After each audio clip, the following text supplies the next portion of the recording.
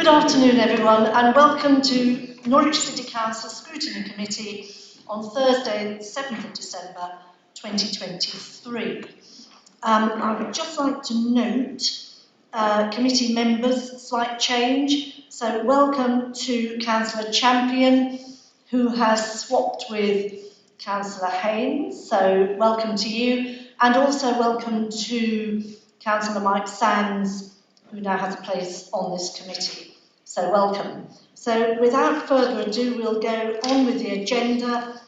And are there any apologies for absence? I've got apologies from Councillor Francis, and we have Councillor Calvert substituting. Thank you. And item 2, are there any declarations of interest? No? Thank you. Item 3, the minutes. We need to agree the accuracy of the minutes of the meeting held on the 23rd of November. You've got the minutes in front of you. Can we agree the accuracy of those minutes? Thank you. And now we'll move on to item 4, and we've got the draft equality information report to look at, and Councillor Giles is here. Welcome, Councillor Giles, and welcome to all the officers who've come as part of the briefing that we're about to have. And Councillor Giles, would you like to present for us? Thank you. Thank you, Chair, and thank you to the committee for inviting me to speak on this item, which is the annual Equality Information Report and the draft EDI, Equality, Diversity and Inclusion Strategy.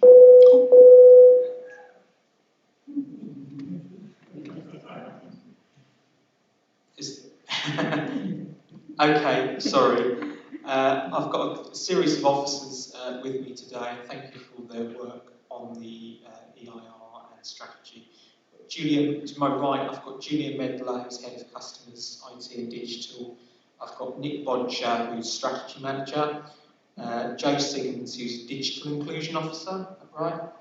And behind me is Helen Beeson, who's Customer Contact Manager, right? Max Griffiths, Interim Neighbourhoods and Community Enabling Manager, Nikki Bristow, Senior Financial Inclusion Officer, and Helen Chamberlain, who's Head of Strategy, Engagement and Culture. If we move on to slide 2, I'll try and do my best Matt Hancock impression. The Equality Information Report serves 3 primary purposes. Firstly, it serves to meet our primary legislative obligation under Section 149 of the Equality Act 2010 to demonstrate due regard to our public sector equality duty.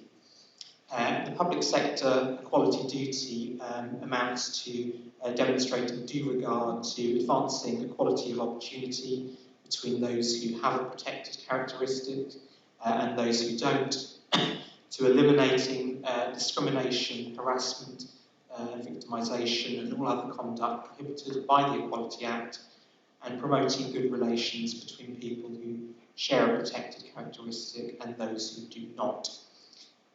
Secondly, under statutory instruments sitting under the Equality Act, the Council is under an obligation to publish equality data annually, both about those that live in the city, those who work for the Council and those who use our services.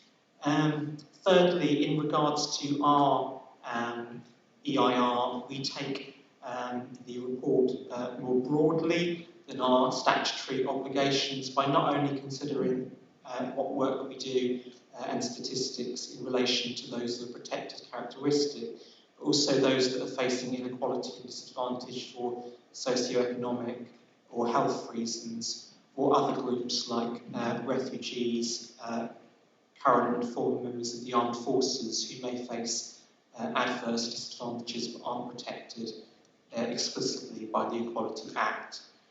If we could move on to slide 3, please, Leonie. So slide 3 sets out our current equality, diversity and inclusion policy, which was set out and agreed in 2021. And this policy details our current policy objectives as such, developing a new equality, diversity and inclusion strategy, and that's appended to your report, to redesign council services and reshape teams around the needs of users, creating more joined up and accessible services in tune with the changing needs and behaviours of those we serve, to understand our communities better and celebrate and respect diversity, and to recruit, develop and retain a diverse and representative workforce. The team are currently in the process of revising our EII, our EDI policy, to create specific and measurable outcomes which will be monitored underneath the strategy. In the next calendar year, an EDI action plan will also be developed, which will contain a detailed list of concrete actions sitting under the high-level strategy. And in future annual equality information reports, those actions will be monitored and reported back on to the Scrutiny Committee and Cabinet each year. If we could move on to slide 4, please. Slide 4 is just about the report format. So prior to last year, the report was largely composed of statistics and infographics. What was added last year were a series of illustrative examples of specific actions the City Council has done to comply with its obligations.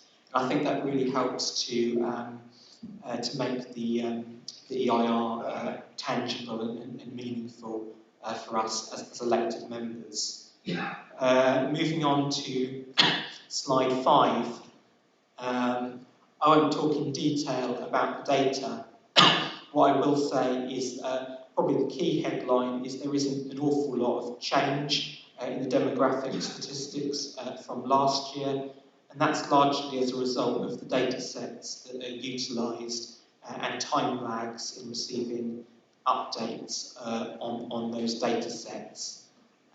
For example, obviously the census, to take one example, is obviously done every 10 years, although a number of other data sets are utilised. And just to draw on a few matters which have come out as headlines of the EIR, although median salaries continue to rise in the city for both males and females, we have regrettably seen another increase in the gender pay gap across the city. Over the last 3 years, the gender pay gap has grown and is currently sitting at 17.7%.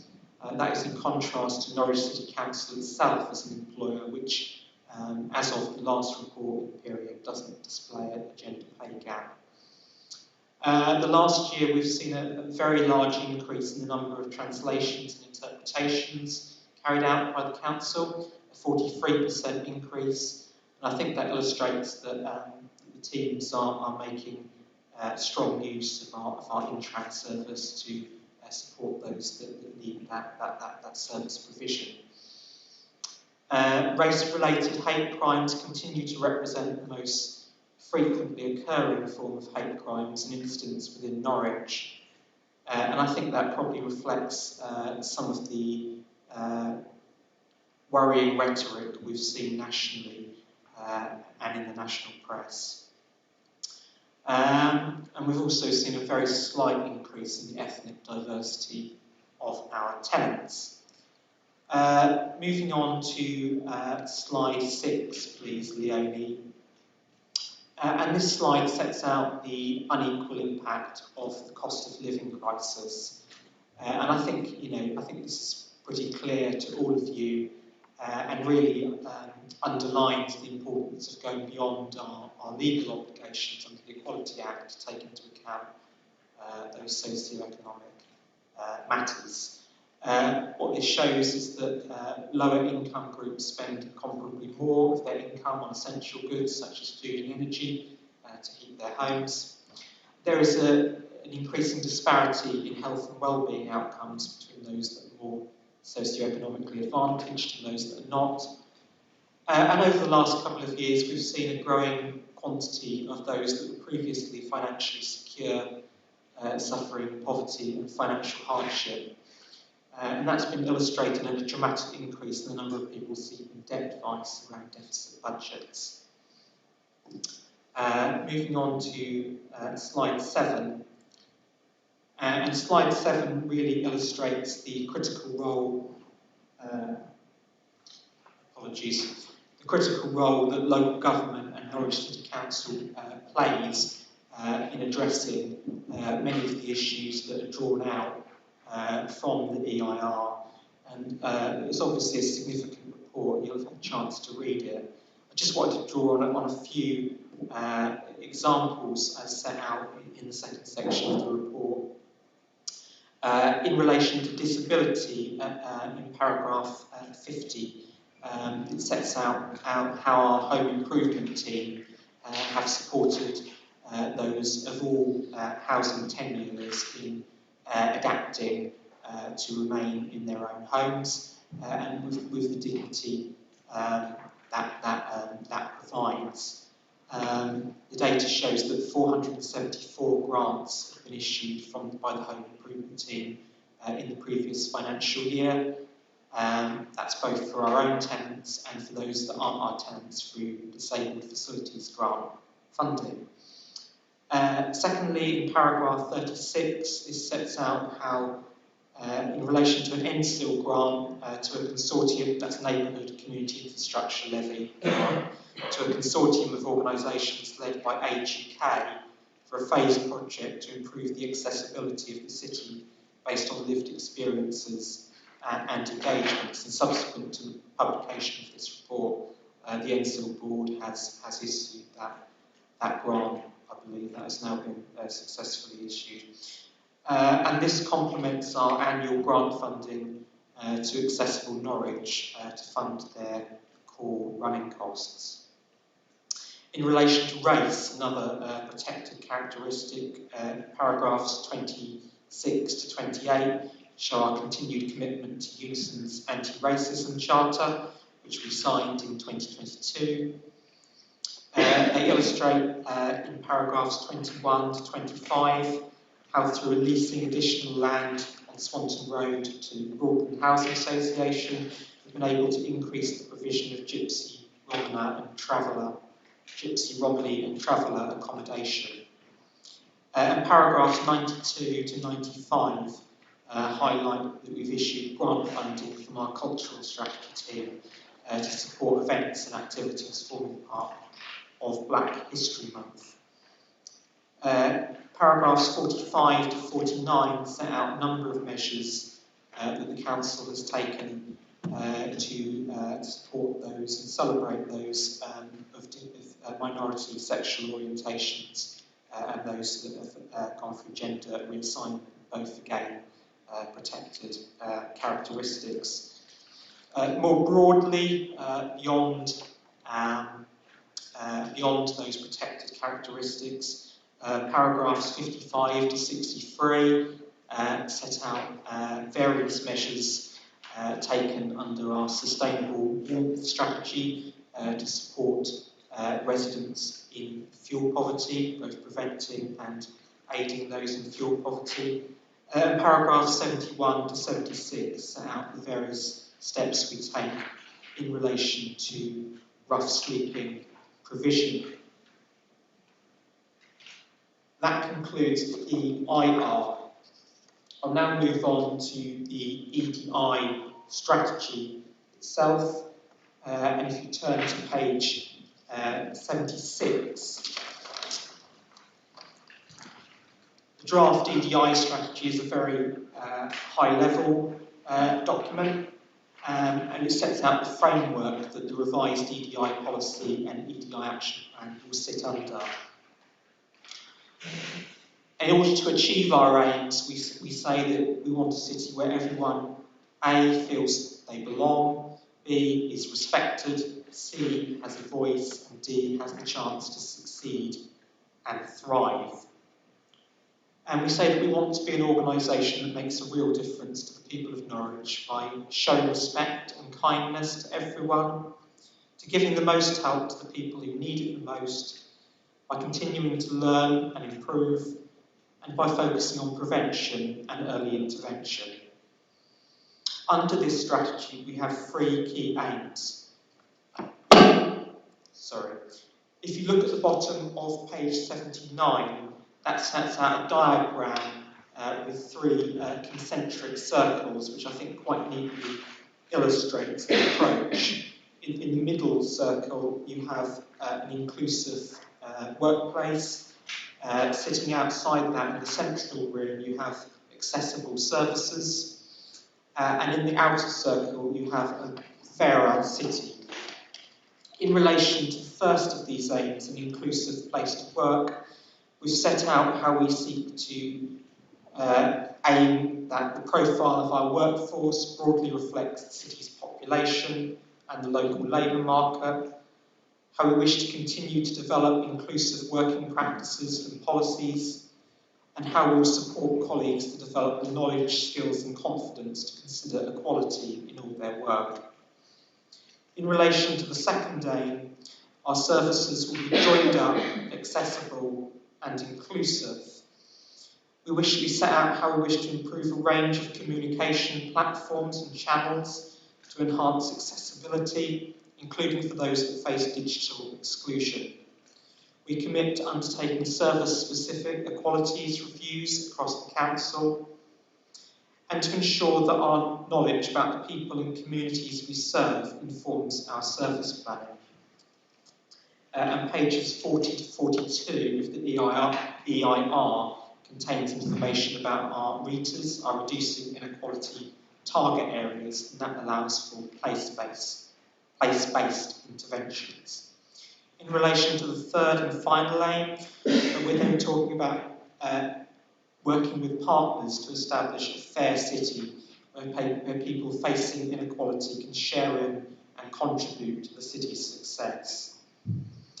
Under this, we commit to ensuring that EDI outcomes inform wider council policies, strategies and programmes, to focusing our efforts on the places and communities facing the biggest disadvantages. I've already mentioned the RETAs, to develop our leadership capacity and capability around equalities, and continue working with partners to influence investment and target resource. And lastly, the EIR illustrates examples of partnership working in order to achieve that final aim. Examples include the Real Living Wage Action Group, the Financial Inclusion Consortium, which we fund, the Food Network and the Norwich Health and Wellbeing Partnership. I'll stop talking now and hand back to the Chair. I'm happy to answer any questions, and hopefully me and the officers who are kindly present with us will be able to try and answer them. Obviously, the EIR and the EDI strategy are very cross-cutting across the Council. We can't have everyone from every service area here today, so it may be necessary for us to take certain questions away and come back to you at a later date. Thank you very much. Thank you very much, Councillor Giles. Can I say thank you for that really comprehensive setting out of the report and then moving into the strategy. And thank you to all the officers, again, who are here and all the work that you put in, you know, that we don't see day to day, but we know you're doing. So thank you for that. I know that Councillor Sands had a point to make. I can see Councillor Fulton McAllister, I can see Councillor Padder and Carrington and Osborne and Calvert and Galvin, sorry, Councillor Galvin, I missed you. I missed anyone. I think that's, oh, Councillor Driver. So, oh, and Councillor Fox. Okay, sorry, I have to say this. There used to be a programme when I was quite young called Romper Room, and the woman used to say, and I can see you, and I'm just feeling a bit like that. Councillor Champion, I've written you down, and Councillor Sands, would you like to begin? Thank you, Chair. This is just a very, very minor point by way of correction on page 27.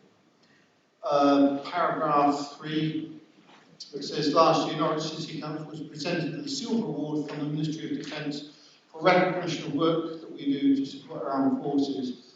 That should actually be a re-accreditation because the silver award was awarded in 2017. I went along to the presentation there, and the silver award was a re-accreditation of what we already had. So, as I say, it's a minor point, but I think it's a significant one because it seems like we hadn't done anything sort of before where we actually had. Okay, Thank you very much.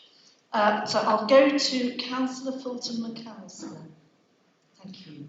Thanks, Chair. I've got a number of points. I'm going to run through them all in one go, if that's okay. First of all, it's good to see in our EDI strategy that we highlight that we want to go above and beyond what the law requires, because what the law requires is not enough. Now, Councillor Giles may be aware that initially, when the Equality Act was being drafted, it included social class being a protected characteristic. And I'd like to put a recommendation that Cabinet in future EDI strategies consider social class as something that we need to pay attention to when trying to further the EDI strategy. Linked to what protected characteristics are, and this is on page 68, and I think there's a bit of a credibility problem here for the Council.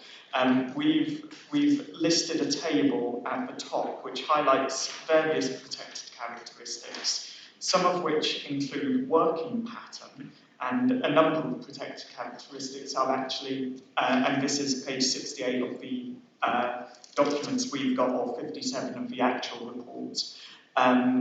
Working pattern isn't a protected characteristic. It highlights religion, which is religion of belief, and only shows 41%. Well, atheists are protected under the Equality Act. I could go on, it's not my intention to pick holes, but I do think it's quite important that we actually list the protected characteristics as defined by the Equality Act, and then identify whether people fall into those accurately. For example, everybody has a gender, including if it's non-binary, it's still a gender type under the Equality Act. And I do note that there are further inconsistencies there. So if we could relook at this before it's made available to the general public, I think that would be really helpful. Finally is a comment upon the proportion of ethnic minority and disabled members of staff. Ultimately, we are quite far away. There's 9%, it's 11% if you remove the don't knows. I've just worked out the stats on that, of of staff members being disabled. And there's versus a population of about 20.5. And there's, I think, I can't remember the exact stat, I misplaced my page numbering. It was about 4.9% of staff being ethnic minorities versus about 14% of Norwich across the city. And again, we've spoken about this a lot, about needing to address it in our recruitment, having blind application forms, which I think our HR practices have been improved to do. But it would be good to have a little more comment on how we're going to lead by example with the things we can control related to our equality and diversity strategy. Thank you very much. Can I go to you, Councillor Giles, or one of the officers, to come back on one or more of those points, or all those points? Thank you. Firstly, in relation to social class, I think that is not largely illustrated by us, thank you, taking into consideration socioeconomic inequality and disadvantage, but I take your point about language considered. In relation to the list of protected characteristics in the table at page 68, yes, you're quite right about the observations you make. In terms of amending it prior to January Cabinet, I imagine that they are the characteristics that are recorded to date. So as this is something that's happened over the last year, that was something to change going forwards in conversations with HR rather than reflecting back on what's happened. And with regards to need to continue to improve the diversity of our workforce, you're absolutely right. We have made progress in the last few years, but there's still a very significant way to go, and we need to be cognizant of that. I don't know. Without, unfortunately, HR sent apologies today. I don't know if anyone else is able to say any more on that. We can, Nick Bodger, Strategy Manager, we can obviously take that back to HR for comment, but to confirm that applications are blind. So. No, I noticed that because that was a recommendation which came years ago, I think. Thank you. Thank you very much. So we'll move to Councillor Padder, please. Thank you. Firstly, I just wanted to say that, I'm delighted that this work is being progressed and that actually Councillor Giles is carrying this portfolio forward. My questions and comments mirror those of Councillor Fulton McAllister's. It's really about, research on EDI has indicated that protected characteristics should be captured in the workforce. And I wanted to understand whether you have any reflections on that growing body of research, but you've already made comments to that. The other question I have is, how will we be monitoring and evaluating this work that you're doing going forward? Thank you. Thank you. In relation to the latter point, so sitting under the draft strategy appended to the EIR, we're currently revising our EDI policy, which will create specific and measurable equality objectives across service areas, and they'll be monitored and reported back on in future EIRs. We're also producing in the next calendar year a detailed EIR action plan to sit under the strategy. That will create a significant list of detailed actions which will then be monitored and reported on in EIRs annually. In relation to the importance of diversity in the workforce, to reiterate what I said to Matthew, I think the benefits of that are extensive and very well researched, and we're cognizant that we still need to go much further, and that's something we need to take away and discuss with our HR. Thank you. Just to add for clarity, the EDI policy will have 4 objectives within it, as the current one does. This enables us to meet our public sector equality duty. Going forward, as we develop that action plan, the actions within that will all be specific and measurable and will become our objectives that we will be required by law to report on. And as part of that, we will develop a framework for reporting that will sit under the action plan. So if you look at it this way, you've got the headline strategy, you've got the policy, which basically describes the behaviours that we would expect of staff and through our services and what we would do. And then you have an action plan, which is the specific actions that we will undertake, the objectives we will undertake to achieve, and a performance framework that will look at, measure those and see how we progress against them. Thank you very much. I'd like to go on to Councillor Carrington, please.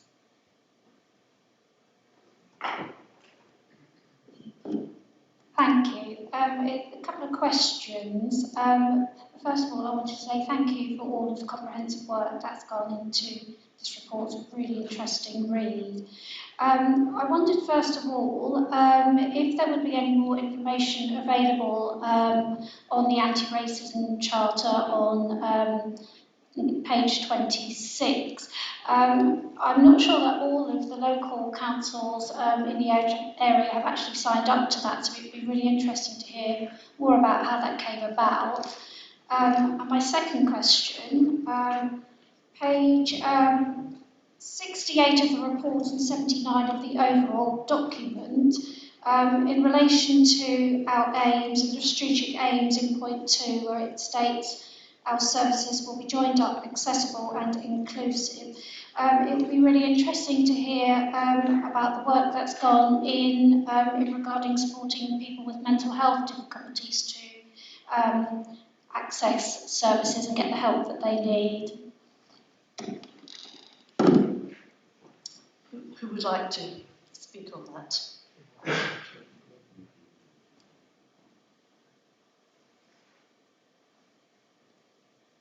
Thank you, Jess. I wasn't the portfolio holder when the Youth and Anti-Racism Charter was signed. It was my former colleague, Alan Waters.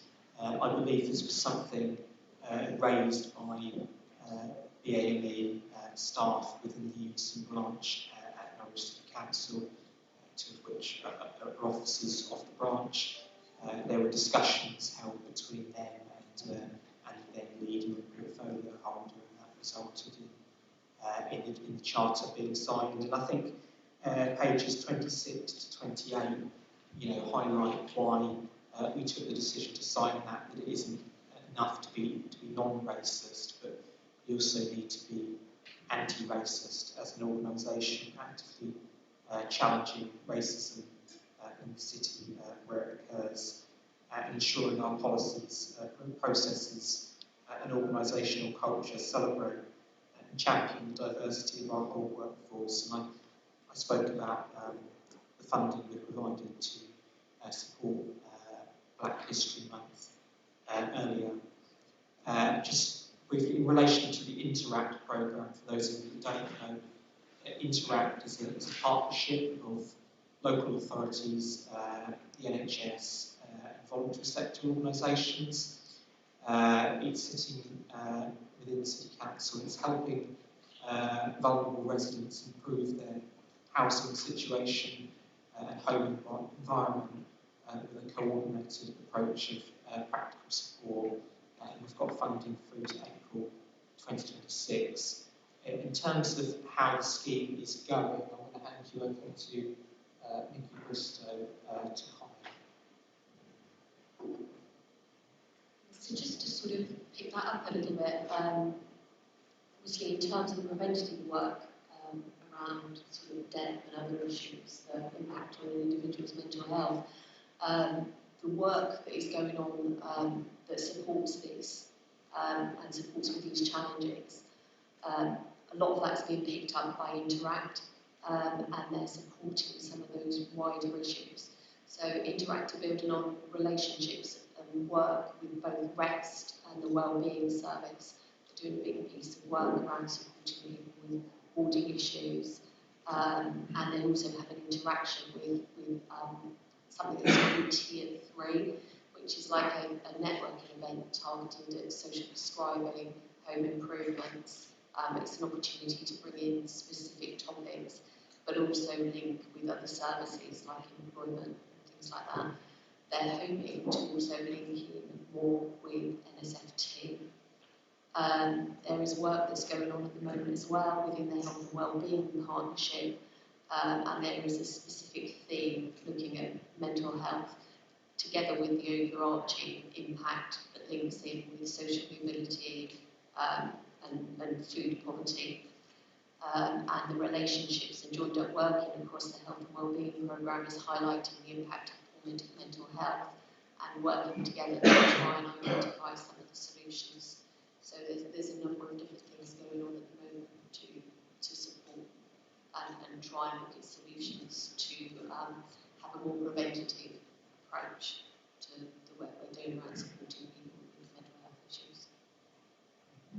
Thank you very much. So I'll move on now, please, to Councillor Osborne. Thank you.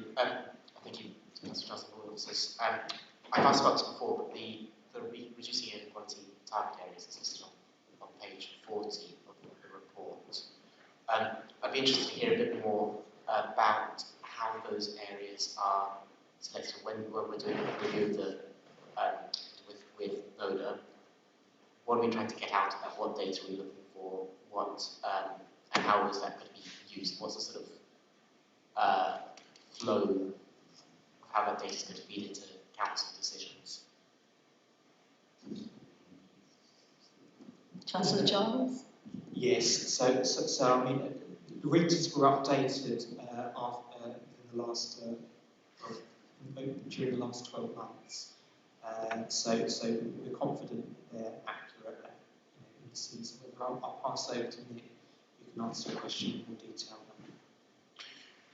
Thank you. To say that I am only a few weeks into the job, so please forgive me if my answer's not as robust as you might want. But we certainly consider that the RETAs are important and that they need to be embedded within business plans going forward, so that we actually use those specific areas to really focus and target our resources to reduce inequality across Norwich. We actually see that the new corporate plan is a real opportunity and vehicle for us to reinforce those across the council and to build them into those business plans. The actual original purpose for developing the RETAs, and it still holds true, is to coordinate and maximise advisor support for residents hardest hit by welfare changes, to maximise opportunities for residents to access apprenticeships and jobs, to ensure the council's services, procurement and assets have maximum impact in reducing inequality, and to trial locality-based solutions to improving well-being amongst disadvantaged groups. Now, what I would say is that when the RETAs were originally designed and researched, they focused on a very, very granular local level. Working through NODA and reportable data levels, that has grown to a higher level, but working with Lance's team, the community and enabling team, the community enabling team, we are able to overlay a more local level approach. So whilst the data is perhaps a little higher for a larger area, the overlay that we can give through the work that Max's team does will enable us to really draw down as well. Thank you very much. Councillor Calvert, please. Councillor Osborne. One more. Thank you. I'd be interested to know how success is measured on the RETAs, because one is in my ward, the Street area.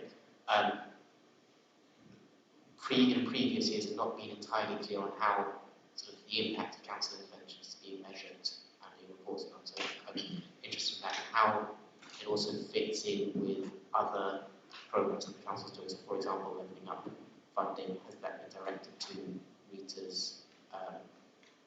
Will there be additional funding in these areas? So unfortunately, I'm unable to answer those questions, so if I may come back to you on those points, if that's okay. I mean, one point, I think, which is the overarching point, is we are assessing inequality on a more granular level than the whole of Norwich, and that will enable us to actually see how effective some of the work undertaken is. But clearly, there's more detail to that, and I will come back to you on that if I may. Thank you. Councillor Calvert. Thank you very much. Over the years, the city has acquired more and more physical barriers which are to the detriment of disabled people with physical disabilities. Often these are in parks and on housing land, and their original intention was to prevent the prevalence of mopeds and motorbikes driven by young people wanting to exit. These also have the effect of preventing disabled people getting out and about. Now,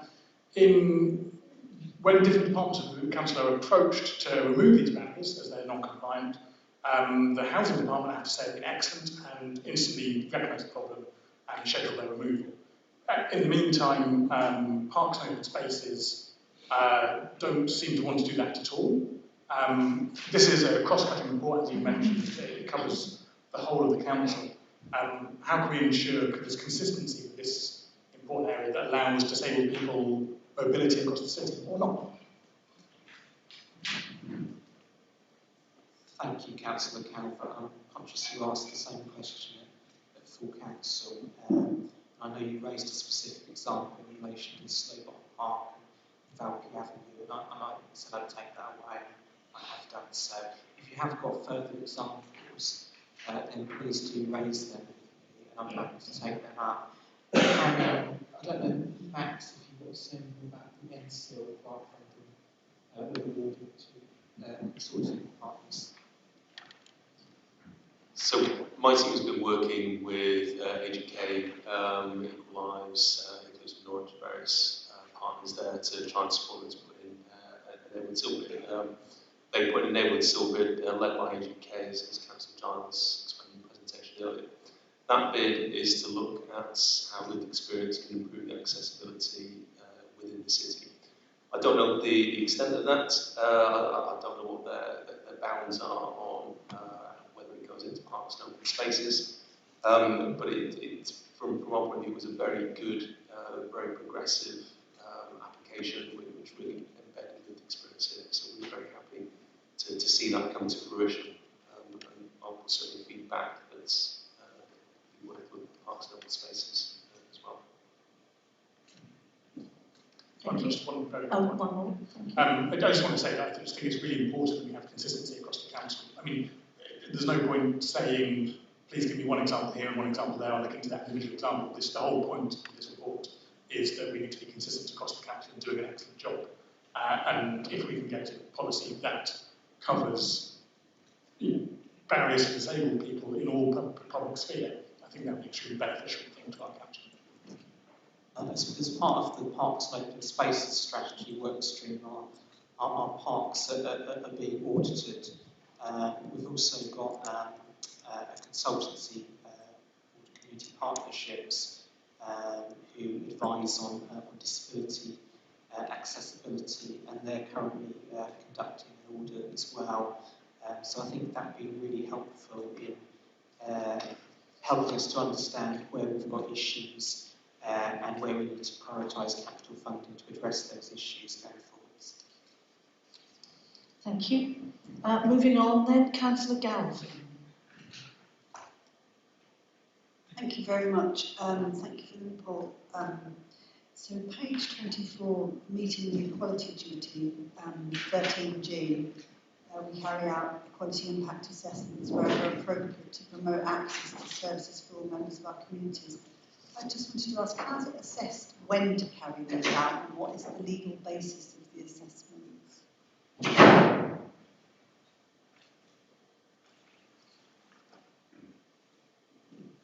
Who would like to speak on that?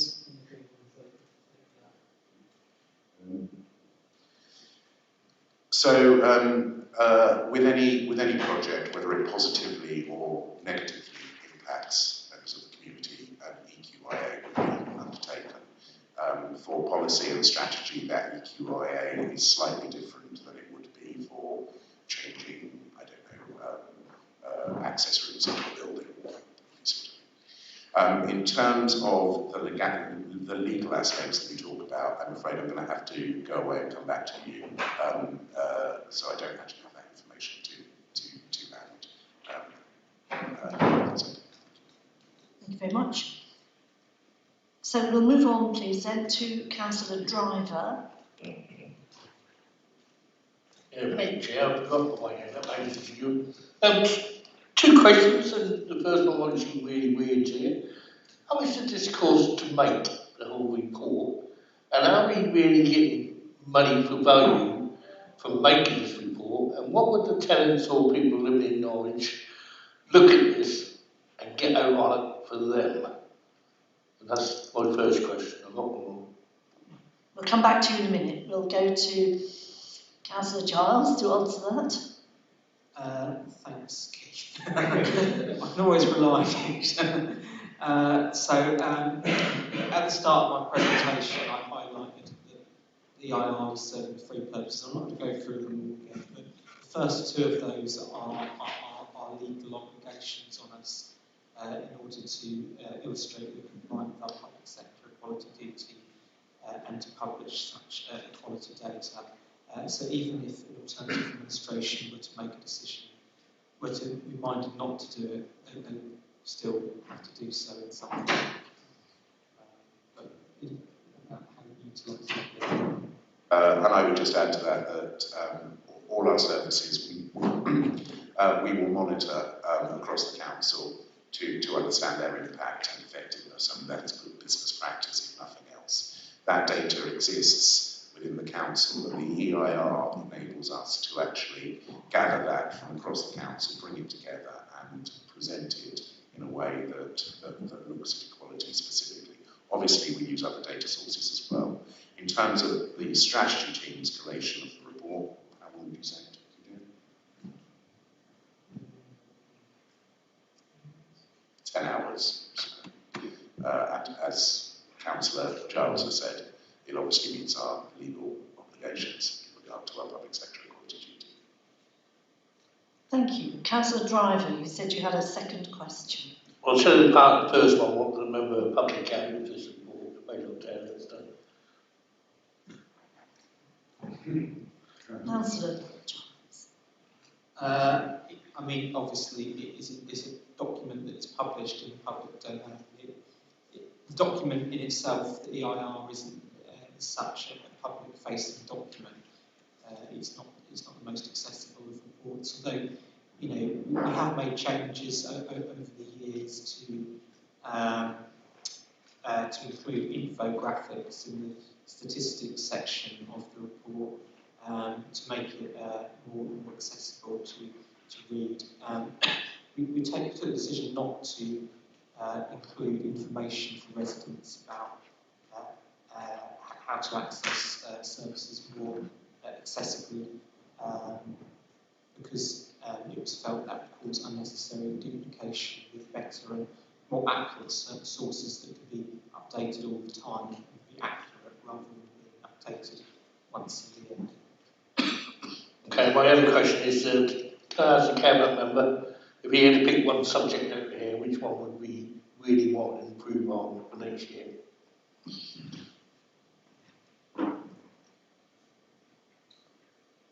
Thank you, Keith. It's a very good question. I think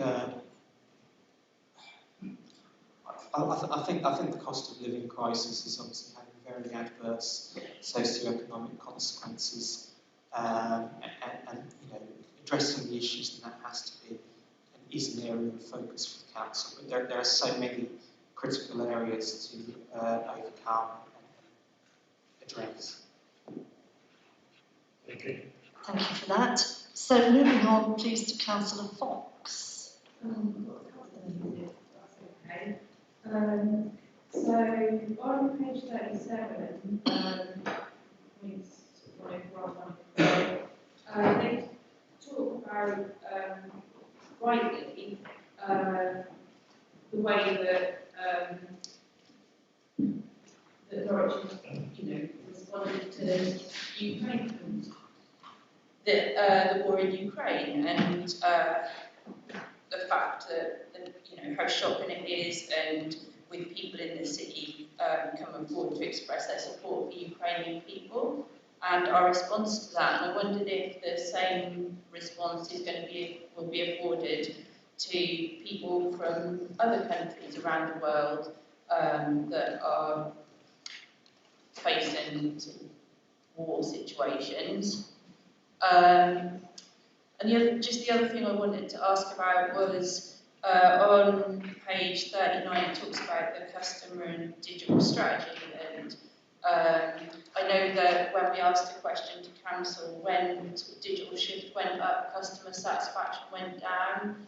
And I know that there was, I think it was less than 50% of people who were surveyed wanted that shift. So I just wondered whether that's been taken into account, and when people contact the council, if they are finding it difficult, if they do come from groups who find it more difficult to contact the council, it's really essential that on first contact, their issue gets dealt with, and unfortunately that's not what I'm finding in the ward. What I'm finding is people are having to contact the council on multiple occasions before they get their issue resolved.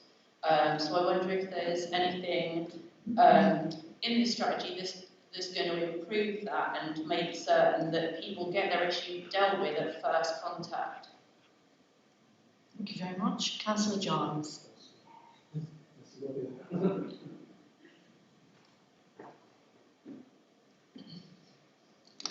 In relation to additional awards of the Honorary Freedom of the City, clearly I wouldn't just want to unilaterally declare on such a matter. We need to consult with colleagues across the council before making such an answer. We've got Julia here, who's our head of customers, IT and digital, and I'll pass over to Julia to answer some of your concerns about customer services.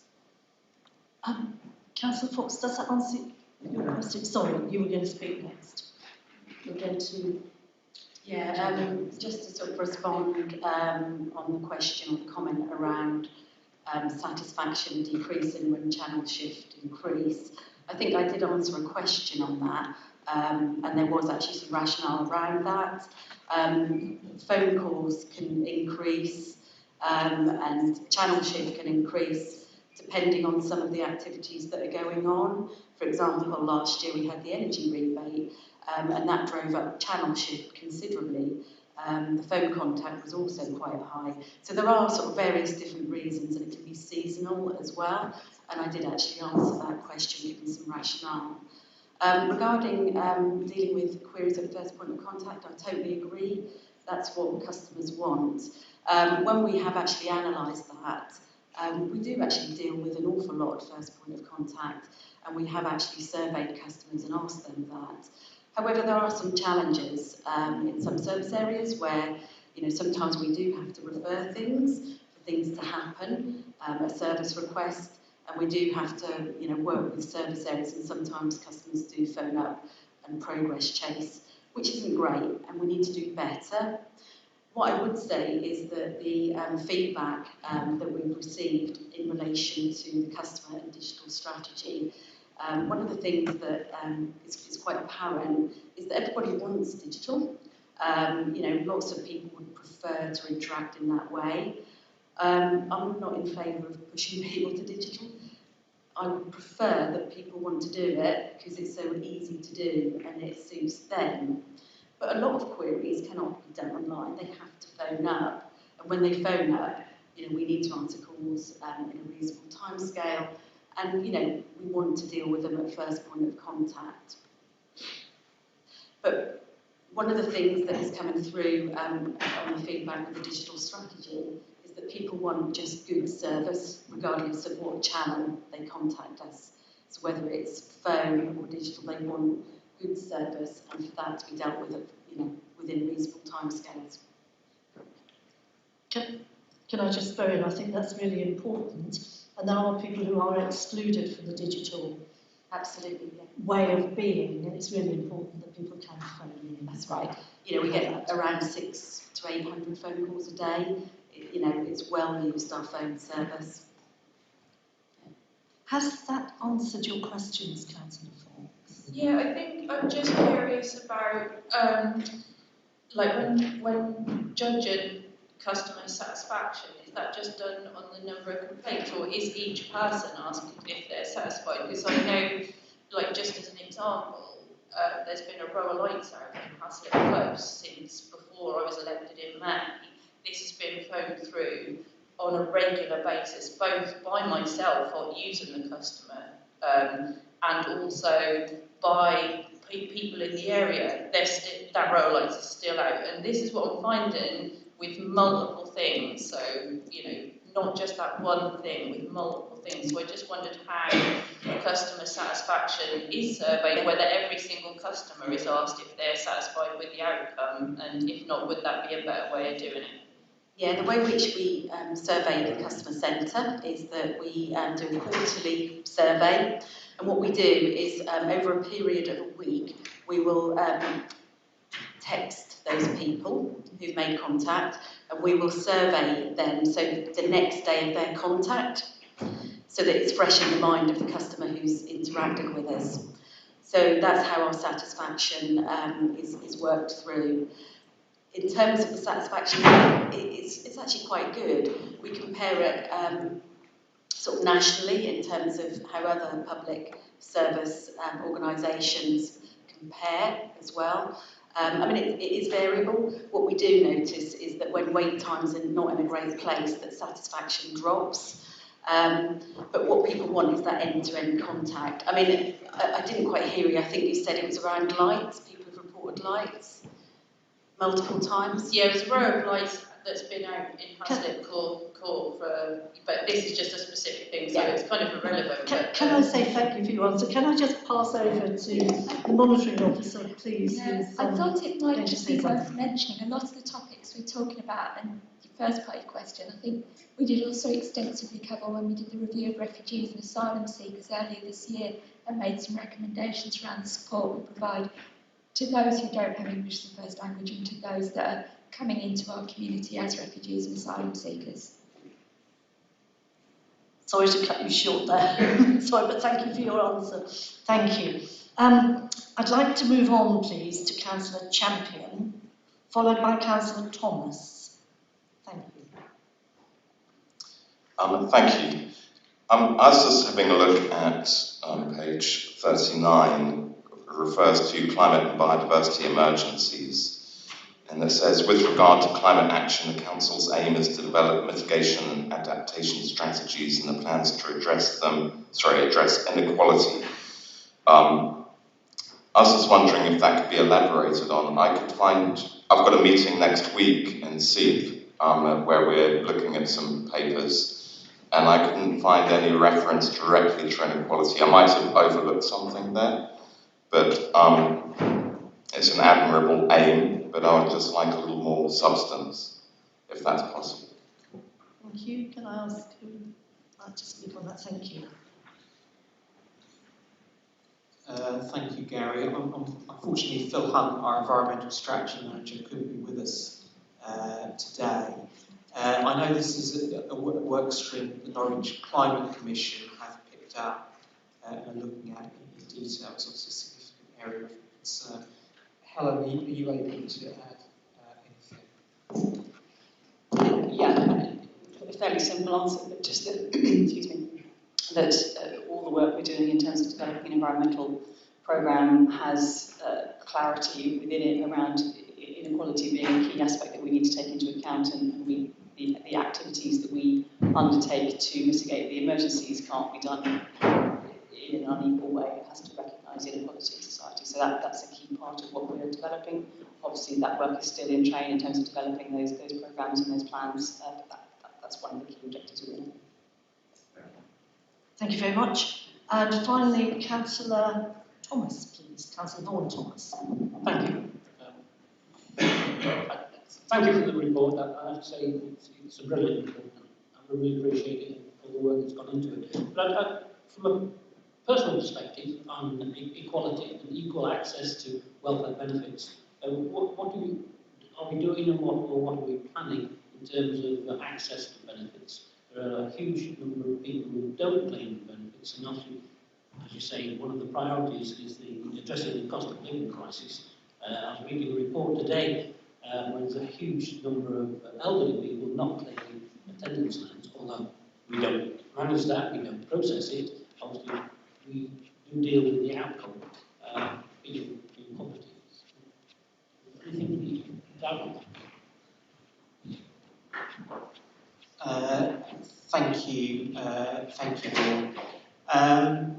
In relation to supporting access to welfare benefits advice, as you'll be aware, the City Council funds a financial inclusion consortium with various partners in the voluntary sector, one of which you obviously work for, that provides a number of advice for Norwich residents, including welfare benefits advice, housing advice, debt advice, etc.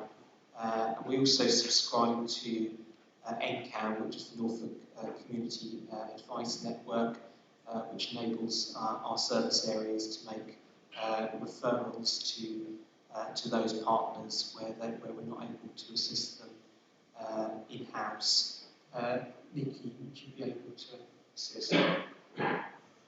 It's also about working across services in relation to when someone makes contact at that first point of contact and we establish that there is an issue relating to debt or it could be an energy issue, so struggling to afford to top up their meter, something like that, then we try to deliver a holistic wraparound support for that individual. So it's about digging a bit deeper around what those problems actually are and ensuring that those individuals, with their consent, are referred to additional support if it's something that we can't provide. Currently, obviously, the Household Support Fund is still in place, so if we identify that there's a crisis need, we can do some work with getting them access to quick payments through that fund. It could be that we encourage them and support them to make an application to the Norfolk Assistance Scheme, the Client Hardship Scheme as it is now. So we have a number of opportunities that are available to us, but all of that is picked up through cross-service area work. So there is, when we hold our quarterly financial inclusion consortium meetings, a number of different service areas now sit within those meetings. So it is a more joined up approach in terms of work with our VCSE sector, and also it's one of the considerations that we have as part of the gaps to be filled within the health and wellbeing partnership work that is going on. So, that's a moving forward piece of work. But yeah, we're very, very mindful of that wraparound holistic support that is needed. If I could come back with a supplementary on that, then I appreciate the advice you give and the cross-cutting aspects of that. What I'm thinking of the gaps that you've mentioned, these are not the people knocking on the door, not the ones who are getting to arrears. The last time I looked, it's something like £11 million of unclaimed benefits. They're the ones who are not come. So I'm talking in terms of benefit take-up campaign, not waiting for people to fall back in the face or be desperate. You'd like to come back on that? Yeah, just to say, so as part of that, it's about outreach work, so it's work that's going on at the moment that AGK are picking up. It's things that we're looking at, like the Wellness on Wheels bus, and how do we take that information out to communities, and those are the things that we are hoping will be part of our proposal to address through the Health and Wellbeing Partnership work. So you're absolutely right, there are a group of people that know what they can access, and we're getting to those people. It's those people that we're not reaching, where we need to be more proactive and move out into the communities to get that information out there. Thank you very much. So thank you very much for all the questions and for the very comprehensive answers. And I'm sorry I cut you short there, but we'll move on now. This is the point where if we've got recommendations, we take forward our recommendations. So I know that in the first place, Councillor Fulton McAllister, you had a recommendation. I'm not sure really whether Councillor Giles, in answering your point, what he said meant that you feel that's no longer something you want to take forward.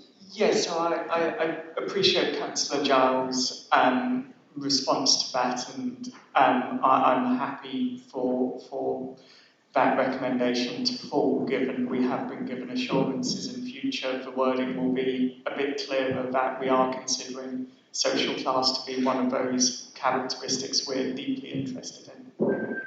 Thank you for that. Are there any other recommendations that people would like to make? And it seems an incredibly comprehensive. Councillor Padden. Thank you. I just wanted to know if the monitoring and evaluation plan would be, is that something that you're already doing, or for the body of work? If that could be a recommendation. Can you answer that, Councillor Giles? I'm not sure I can answer it.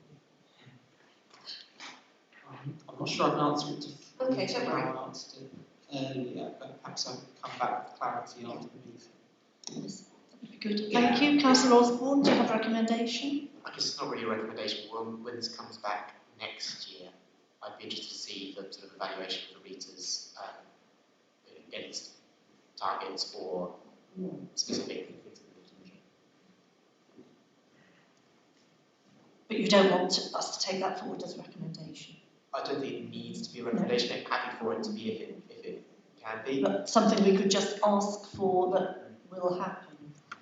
I would recommend that future reporting.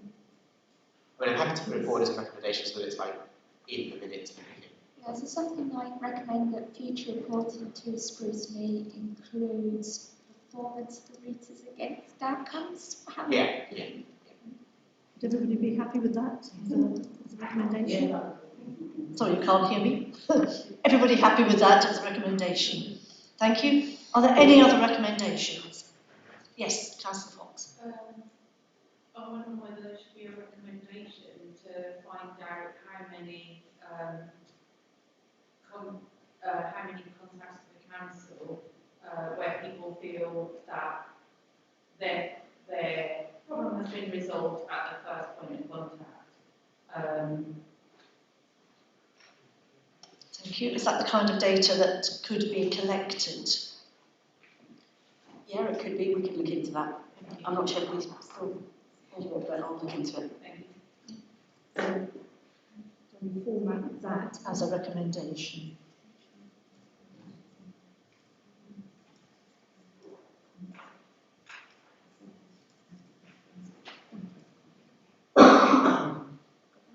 Would you like to just read that out so everybody's happy about it? Thank you. So I've got recommended to explore the potential of reporting the volume of customer contact resolved at the first point of contact. Thank you very much. Councillor Calvert, a recommendation. A retrospective, to recommend to investigate a process to investigate retrospectively the compliance with the Equalities Act of physical barriers on outside spaces for disabled users. Thank you. Is everybody happy with those recommendations? Any more to come through? Councillor Galvin. Just to ask, it might be already happening, but this is a policy and strategy that we looked at as part of this. It's only for information, and then it's going to be followed by the EDI action plan, as I understand. Will we see the draft of the action plan, or when will we see that action plan? So that's coming to Cabinet in January, is it?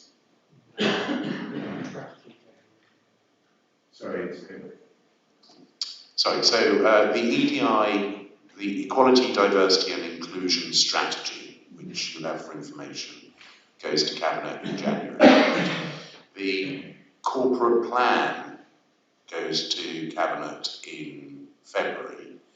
What you're talking about is the action plan, I think, that sits under the, So that will, the timetable around that will be reliant on the corporate plan and how that is embedded, because clearly the actions that we develop will need to relate to the corporate plan so that we're actually doing that. But that should then be developed over the next 12 months and then will then obviously be socialised amongst members. Thank you. Does that answer your point? Yes. Will we get to see that then? Can we get pre-scrutiny of that action plan?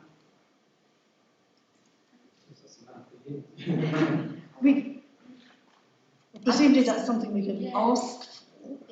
It's down to you to ask for it. So it's going to say recommend to consider inclusion and review the Equality Action Plan as part of the future scrutiny work programme. Thank you. Any other points? If not, we've got a set of recommendations. I'd just like to say thank you again to all the officers for all your extra time and for producing the report, and to Councillor Giles for presenting it to us, and you know, you've answered all the questions, and thank you very much indeed. Thank you. Yes? Yes. Can I just check that the Scrutiny Committee is happy to support those recommendations? I think you indicated that you were. I had one question. One final question? I just wanted to know how much time and effort would go into the retrospective review of physical barriers through the city. I just want to know if it's going to cause a significant amount of officer work, or whether it's going to be able to be done at the same time as another report. Because I think that's an important question before we vote on them. I think the recommendation as it's phrased is to investigate.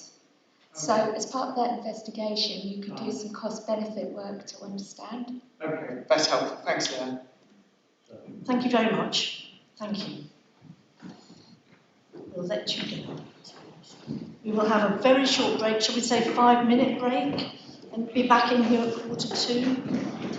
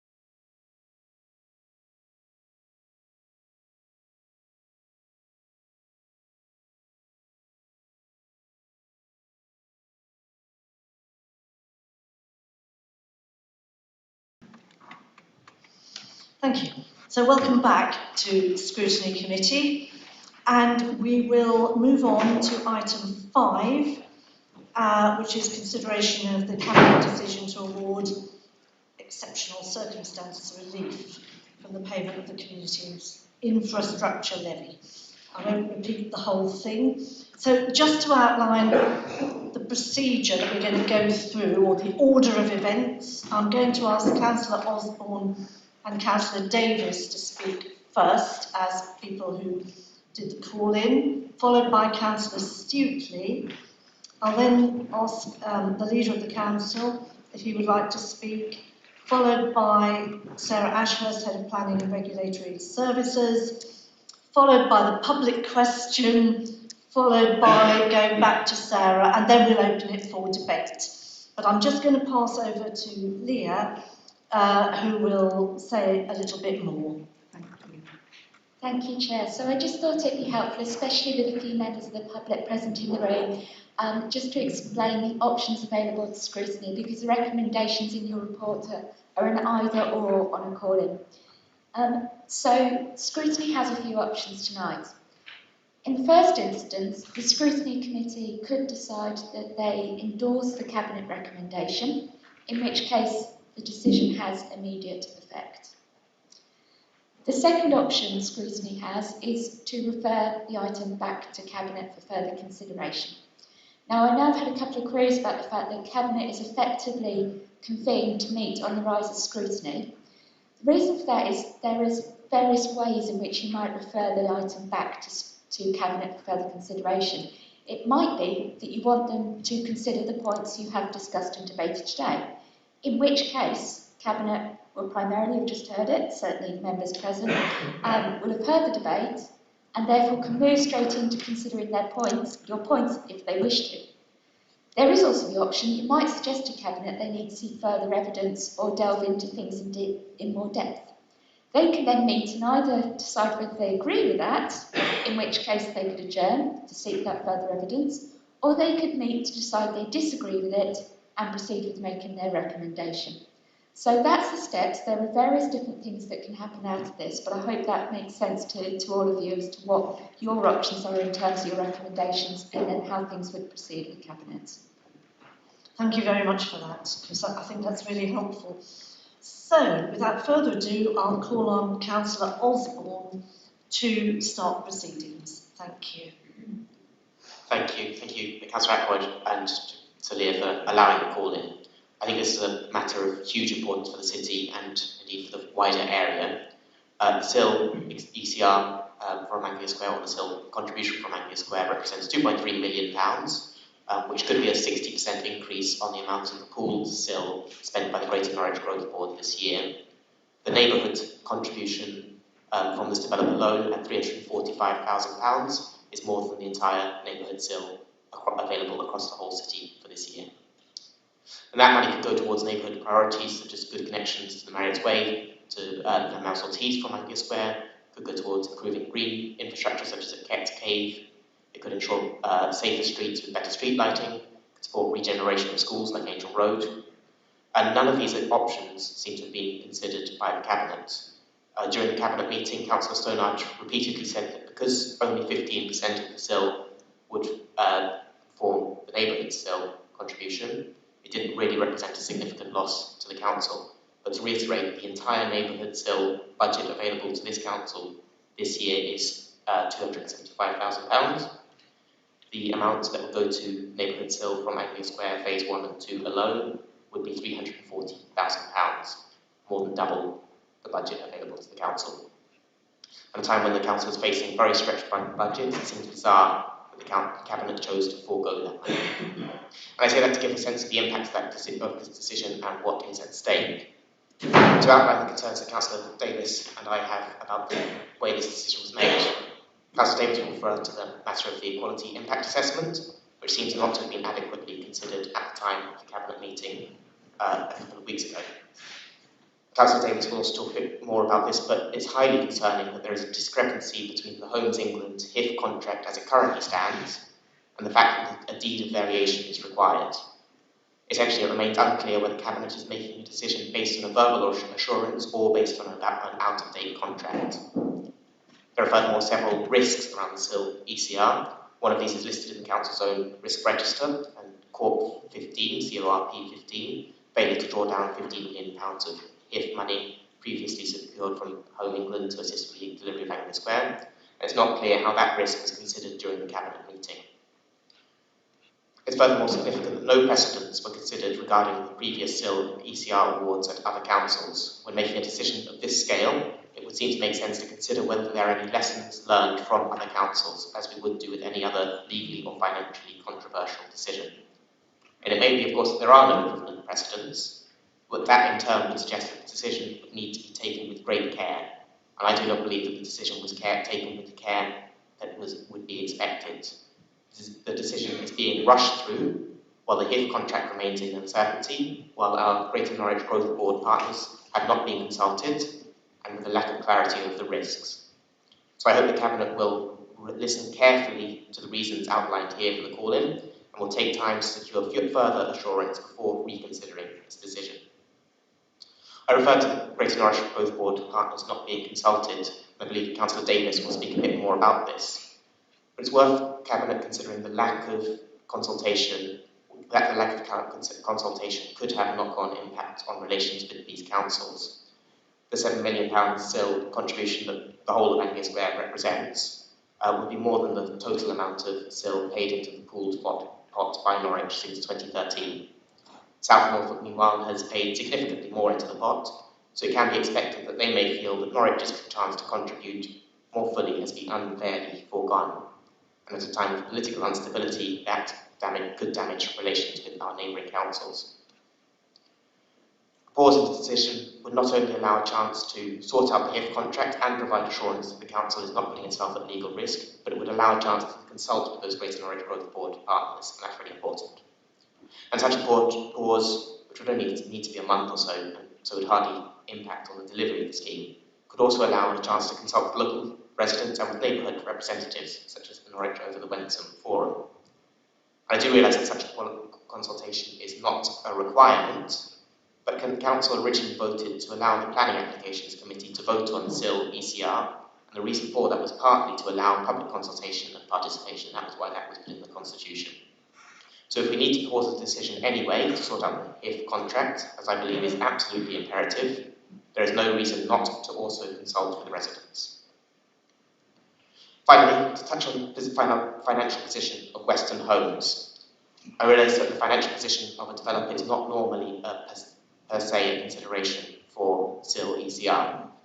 However, on decisions relating to SIL ECR, Cabinet is free to take into account whatever matters it sees fit. It's not a planning application, so there aren't material considerations.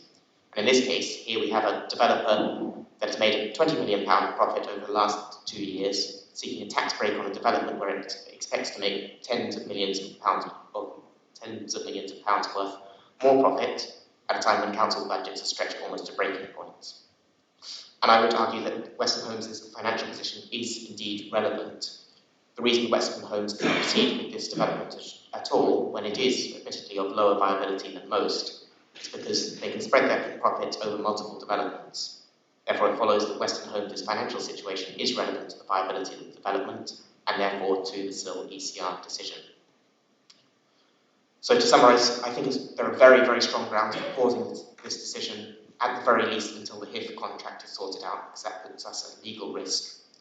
Sorting out that contract would be good practice, and pausing it until it is sorted out would allow us a chance for consultation with partners and with residents, and such a huge decision merits that at the very least. Thank you, Councillor Osborne. Moving on to Councillor Davis. Thank you, Chair. The Cabinet report states that members should note that at present the HIF contract with Homes England includes a clause which states that the local authority shall confirm that SIL ECR has been granted on phase 1 prior to the drawdown of any funding. This clause is considered to fetter members' discretion when considering whether to grant or otherwise a SIL relief. As such, officers are working to reword the clause to seek clarification that a decision has been made, not that relief has been granted. The officer response says the decision on the SIL ECR applications are standalone decisions. There are consequences of these decisions for the HIF funding, but the clause in the contract as currently worded does not fetter members' decision-making ability. It highlights the consequence of not granting relief, i.e. the funding falls away. These were not and could not have been standalone decisions, as the release of the 15 million Homes England HIF grant is contingent on granting SIL ECR, as per paragraph 44 of the Cabinet report on page 85 of this document. Both Western Homes and Norwich City Council have stated the project would not go ahead without the 15 million HIF money. So had the Cabinet decided not to grant the SIL ECR based on the current Homes England contract, the project would not go forward. It is therefore impossible to say that the SIL ECR decision was a standalone decision when it was fettered or bound to the release of the Homes England HIF grant. If the contract were updated ahead of the Cabinet decision, they would have had the option to refuse SIL ECR with the assurance that the HIF funding would still be released as long as a decision was taken. Then, the choice would be Western Homes to make around whether or not to proceed. But as they previously threatened to pull out and didn't, and have already spent £7 million getting to this stage, it seems unlikely they would pull out if Cabinet decided not to grant £2.3 million exemption on this stage of the development.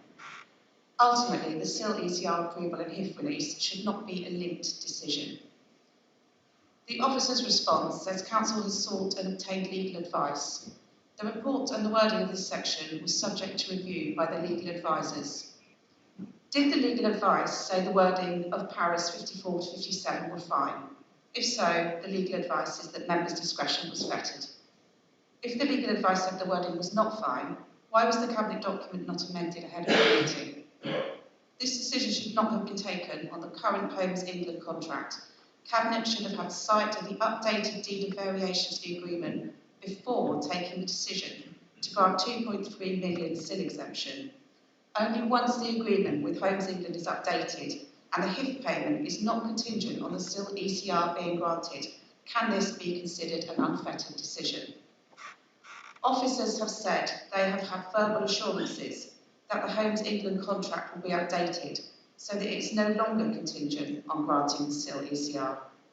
Cabinet have made a decision on a contract they have been verbally assured will be changed, but which has not yet been changed, and they have not had sight of. In what situation would this happen elsewhere in the Council? Would Cabinet award a tender to a company that has given verbal assurances that its intentions are different to the contract they provide? If not, how does this decision differ? Can Scrutiny and Cabinet see full ownership, management, structure and control of the companies and parent companies applying for SIL ECR, as it is not clear who actually owns Anglia Square? And were the Cabinet aware that one of the shell companies is dormant and non-trading, according to Companies House? Western Homes also claims now to own Anglia Square, according to their website, which says the resolution to grant planning follows 7 years of hard work and consultation. As part of the local consent, Western Homes will now take over ownership of the Anglia Square site from the current landowner, Columbia Threadneedle. So who actually owns Anglia Square? The last annual report for Sackville UK Property Select 2 Nominee 3 Limited Directors Report for year ending 31st December 2022 states the company was dormant during the year under review and is likely to remain so for the foreseeable future. Why is a dormant, non-trading shell company applying for SIL exemption? It's important that any key decisions taken by Cabinet are fully open to scrutiny, and this includes transparency and clarity around the company structures of the applicants. On Broadland and South Norfolk not being consulted on decisions to award SIL exemption, the officer reply states there have been no issues with relationships with the GMGB because of this application. South Norfolk Scrutiny Committee met in January 2019. Here are some of the comments from that meeting. This unilateral decision made by Norwich City Council is contrary to the spirit of the borrowing agreement, and it undermines the commitment of the partners in the city deal. It is considered reasonable for South Norfolk Council to express disappointment and concern regarding the lack of consultation and collaboration regarding the drafting and consideration of the proposed policy. It is also considered reasonable and appropriate to request that the Greater Norwich partners are given the opportunity to consider and contribute to the assessment of the wider regeneration benefits and exceptional circumstances which is required in the policy. This opportunity should be applicable to every claim for sill relief received by Norwich City Council. In fact, it should be argued that if such input from the Greater Norwich partners is not sought, then Norwich City will not be in a position to adequately assess the effects of a claim upon the wider area. As partners were clearly not happy with the original policy change to allow developers to apply for sill exemption, would it not have made sense to consult them ahead of this decision, especially as South Norfolk has been paying disproportionately more than Norwich for years? Norwich had the chance to reciprocate, but has backed out. On the equalities impact assessment, I am surprised a cabinet decision of this magnitude was waved through without a single member asking if an EQIA had been carried out. There was no EQIA ahead of this decision being taken. The EQIA was written and published a week after this decision was taken. It is dated the 29th of November 2023 and it is in this appendix. In the call-in papers, we have asked about sill being used to provide green space of benefit to health and community facilities. The reply we received focuses on health facilities, which was not the question we asked, and states that health facilities are not funded through the sill process. We know that.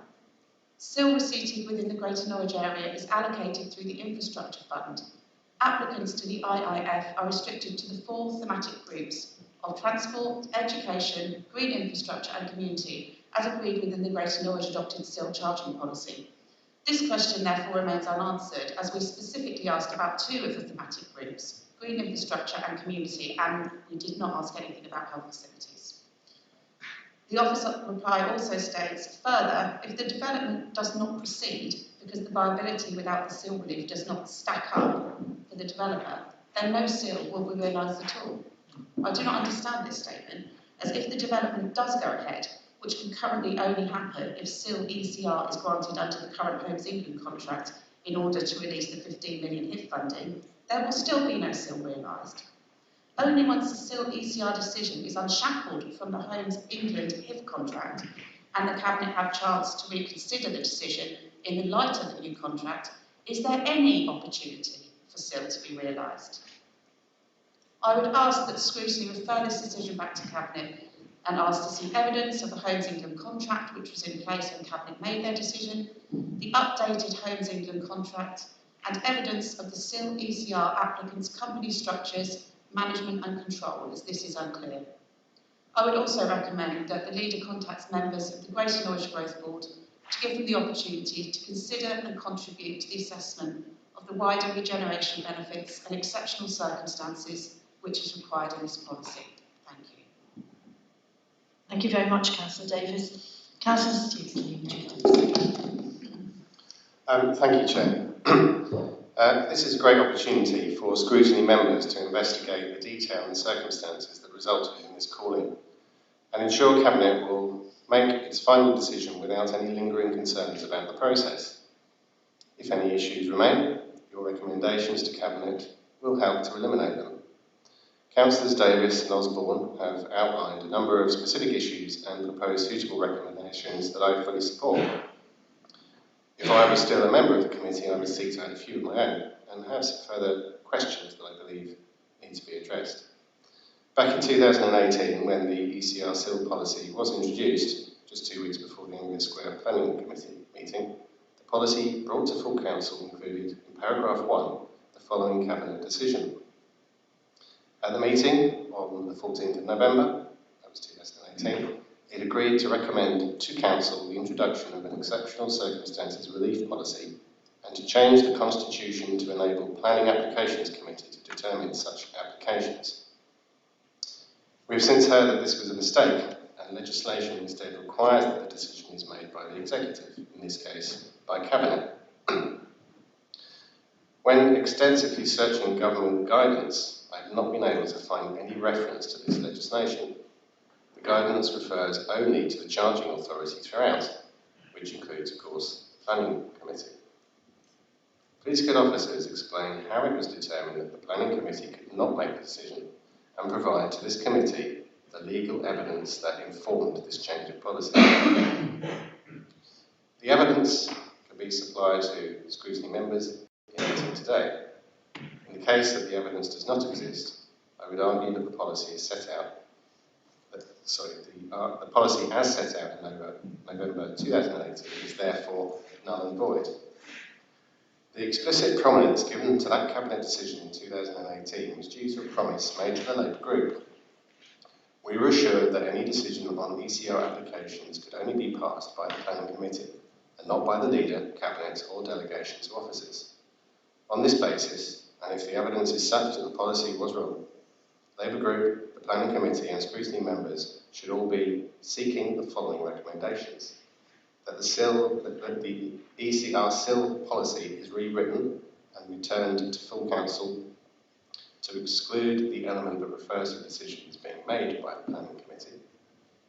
And if the new policy is passed at full council, the Cabinet decision should be informed by the Planning Committee in an advisory role.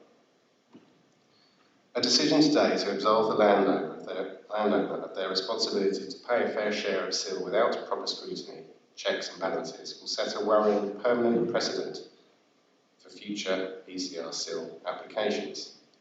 And if the number of journalist inquiries that Councillor Davis and I have received in the past 2 weeks is any guide, this decision is being watched by delighted industry lawyers and greedy tax-dodging developers across the country. It could mean that SIL receipts all but dry up for some cash-strapped authorities like ours, and areas that could benefit most from resulting improvements will fall into further decline. As I indicated in the previous Cabinet meeting, this is a shameless tax giveaway for corporations and their millionaire owners at the expense of local communities, which can never be justified. It simply should not be part of a policy offered by a progressive Labour administration. It appears this decision is being rushed through for no one's benefit except the developer. There has been significant objections from the public and organisations that protect the interests of our citizens. There are major concerns about how the decision to grant ECR will affect Council's standing with our partners in Broadland and South Norfolk. Hitting the like button on this tax concession is final, and it will have legal, financial and political repercussions for many years. Cabinet will not have the option to unlike it later when the political fallout reaches its climax. We must pause the decision and follow a fully transparent process for all matters. Ensure the proper HIF contract wording is in place, decide the policy at full council and deploy the planning committee to advise Cabinet on this crucial decision. Time appears to be a factor, but I'm sure we can achieve all of this before Christmas. However, as I'm not a scrutiny member, I would go further and simply ask that the Cabinet refuse the application. Thank you. Thank you very much, Councillor Stutley. I'll now go over to Councillor Stannard to ask if you would like to make a statement at this point. Thank you, Chair. Yes, I will. And I'm going to keep it brief. We've heard a lot of detailed input there from those who called in the decision. Primarily, members of Cabinet are here to listen to the debate and understand what Scrutiny thinks and how it comes to the conclusions and recommendations it makes to us at our subsequent meeting. So there's just a few points I want to pick up, and I want to, again, unpick a lot of very complicated statements that have just been made and try and simplify things and get just some clarity on some of the key issues which I think are at risk of being obscured. First of all processes were followed. We did this properly and legally. Now, there might be some people who don't like those processes or think that there should have been other processes, but we were very, very careful to make sure that we were doing it properly. The reasons why we reached the decision were set out in great detail at the end of the meeting. We had a discussion where we talked about our conclusions, and they were very, very well very well summed up by Councillor Giles at the end. Now, I'm aware that some of those who called this in weren't there for the entire meeting, but it's a shame because I think they would have benefited from hearing that discussion. It's on YouTube, so we can watch it. I think it's a shame, nonetheless. The decision was made with great care. The meeting went on for well over 2 hours, and a number of people came up to me afterwards and said that they were impressed and surprised by the level of detail we went into, and that it was clearly a decision which was made in real time, with independent-minded cabinet members who were not, as was suggested, whipped. And I think it's quite clear that was the case because one cabinet member voted against. So I think the suggestion that cabinet was whipped is clearly not the case. So it was a free decision, and cabinet listened very, very carefully to all the issues that were raised. I just want to pick up a few things. First of all, this issue has been raised again about Western Home's profits over the last few years. There's a separate discussion about more recent profit and loss, which isn't yet in the public domain, which I know about, but obviously you don't, because it's not in the public domain. But actually, it's irrelevant. Absolutely irrelevant. Because this, please remember, Scrutiny members, this is about the viability of this scheme. That's what we're looking at. Each scheme, the viability of each scheme, needs to be taken on its own merits. The money that Western Homes may or may not have, that they could use to cross-subsidise from other schemes, is absolutely irrelevant to whether or not this scheme, standing alone in its own right, is viable or not. Western Homes may well have resources available to them, which they could use instead of borrowing to fund the scheme. That may well be the case. We don't yet know whether they'll be borrowing or whether they'll be doing that, but it is absolutely irrelevant. That's a matter for them, how they choose to fund the scheme. It's not a matter for us to consider. What we're looking at is this scheme standing alone and whether or not it is viable if SIL is paid. There's a lot has been said about SIL that's been lost to local area, or the local area around Anglia Square. And, you know, again, I just want to boil this down to the basic facts. 85% goes into the Greater Norwich area pool. 15% is available to spend within the City Council, but not within the immediate area around Anglia Square. That is not guaranteed. That depends upon other priorities which are agreed. So let's just be clear. It's not the case that money which would have come to the Anglia Square area has been lost. And I want to go further and say this. You can't have money from SIL if the SIL doesn't exist. Let's just be clear about this. If the scheme is not viable, it does not go ahead and there is no SIL. So let's stop talking about the SIL that's been foregone, because if the scheme doesn't go ahead, it isn't there. And the scheme, we decided, couldn't go ahead if SIL was paid because it would be unviable. And we went through that in great detail. So this is imaginary money that we're talking about, which doesn't actually exist. Relations with council's partners. Well, we have had discussions, and I've recently had discussions with some of the leaders of the councils in the Greater Norwich Growth Board. They've been very constructive, and they've said to me, we understand why you made the decision you made, you had no choice but to make it. Relations are quite normal, relations with the leaders of those councils are proceeding, and I've not had any hint that there is any damage to our relationships with those councils. So we can speculate that there's been damage, but there hasn't been any.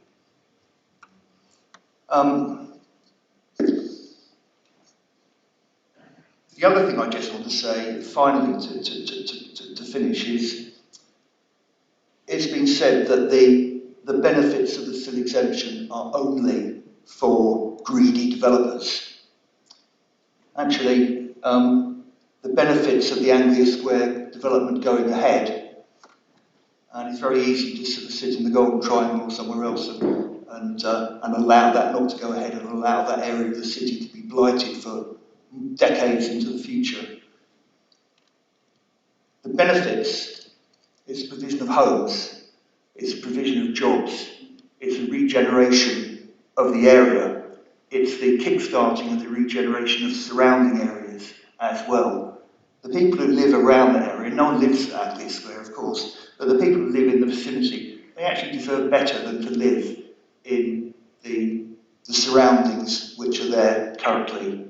And we owe it to them to improve the area and improve the facilities that are available for them. Because I think, others may disagree, I think they deserve better from this council. So those are my comments. As I say, we're primarily here to listen, but I want to just boil down some of the opaque complexity which has been thrown over these discussions and just be very, very clear about some of the issues which have been obscured, which I think really do need to be brought out again. So thank you. Thank you very much, Councillor Stoddard. And I think now we'll go over, please, to Sarah. We've already had quite a comprehensive set of replies to points, but I know you probably want to say a few more things. Thank you.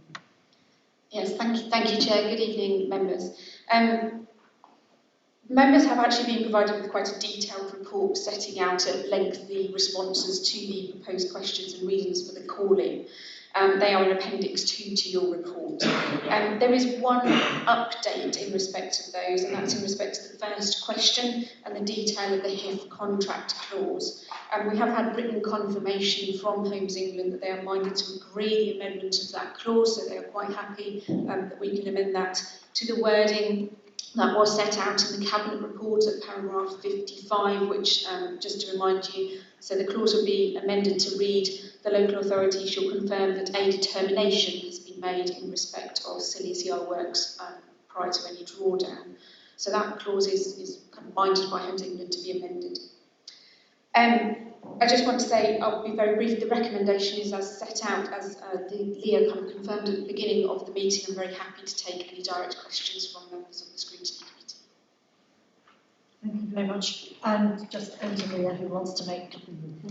Yeah, I think Councillor Osborne and Stuart have raised two important legal points that I just want to pick up with you and go through. So the first one that Councillor Osborne mentioned was about consultation and requirements for consultation or otherwise. So the legal advice from Trowers has been that we are not required to undertake consultation, and that's not just in respect to the policy, but in respect of wider considerations about consultation requirements.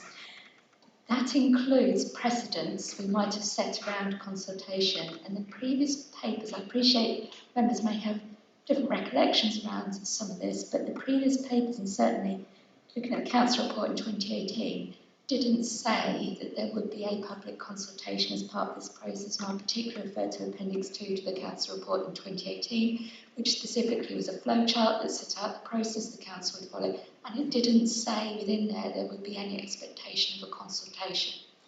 So that's why they've given the legal advice that there is no requirement, because it's not just about the law doesn't require it, it's because we've not set any formal precedents as far as we're aware. The second part I wanted to pick up on is Councillor Stuart's point about the decision-making process.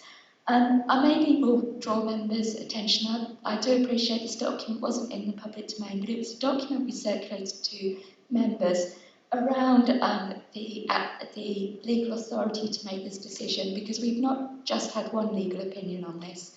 It's been reviewed by our own lawyers, it's been reviewed by a second set of lawyers as well, independently, to make absolutely sure that we were on the right track and the right decision-making process was being followed. The briefing that we provided to councillors was deliberately because we knew that councillors were under a different impression and may be upset and want to know the background to why the position changed and it would be a decision of Cabinet. So the advice within there, I won't go into depth because it sets out the whole legal basis and it's quite complex, but in essence, it is a Cabinet decision to make decisions on ECR policy. Any decisions on ECR policy are also Cabinet decisions, albeit both sets of lawyers have reviewed.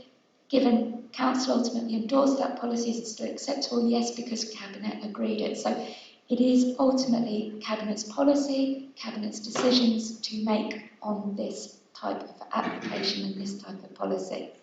And the lawyers were satisfied that the Cabinet decisions that were made on a sound basis. Thank you very much for that. Thank you. So we'll move on now to, we have one public question. So if we could have that question now, please, from Hugo Malek. Thank you. Thanks, Chair. I could have asked dozens of questions as to why Labour Cabinet members are giving multi-billion property owners and developers tax breaks, but I chose one at short notice that has already been touched on by Councillor Davies and Osborne. So as a member of the public, I would like to thank them for their diligence. Could I also have a supplementary, Chair? Yes. So my first question, the overall SIL exemption Western Homes will be looking at applying for over the course of the Anglia Square development will amount to approximately £7 million. I believe this is more than Norwich has contributed to the pooled SIL arrangements with Broadland and South Norfolk since its introduction in 2013. In which time Norwich has done very well from substantial SIL contributions from South Norfolk in particular. With their unilateral decision to grant SIL relief for Anglia Square, have officers and Cabinet members weighed up the future implications for joint financing, particularly around Transport for Norwich and the devolution deal? And due to planning being more or less locked down over the last 2 years due to neutrality, isn't it true that the SIL pot has dried up with very little to spend over the next 5 years, and the Anglia Square decision could not have come at a worse time? Thank you very much. Would you like to reply, Sarah? Thank you. Thank you, Chair. In response, whilst the overall SIL liability over the lifetime of the development is estimated to be 8.9 million, just over, this can only be estimated at this time due to the hybrid nature of the application. And members should be mindful that the decision before Cabinet, which is being scrutinised today here, relates only to phases 1 and 2, which seek SIL relief for 2.8 million, just over. It was explained at Cabinet that each application has to be considered on its own merits and that's for each chargeable phase of the development, and the decision to award SIL exemption on phases 1 and 2 does not fetter Cabinet's discretion either way, on future applications for relief. It was set out in the presentation to Cabinet how much SIL would have gone into the pooled SIL arrangements with the Greater Norwich authorities, and this was just over 1.7 million. At the point where SIL is collected following the grant of any planning application, the SIL monies go into a general infrastructure pool, and it is not known where it would be spent within the SIL charging area. The published 5-year infrastructure investment plan, which is programmed to go before Cabinet in January next year, proposes committing £928,000 to new projects, which will commence delivery from April 2024. It also suggests that just over £7 million of non-committed funds will remain in the fund at the end of 24-25. Individual authority contributions are not reported by the GNGB. The purpose of the partnership pooling arrangements is to reinvest the SIL monies collected where the highest strategic need is. The district boundaries are therefore deliberately removed when it comes to the allocation of funds. It's accepted that neutrality issue has had an impact on the pooled SIL fund.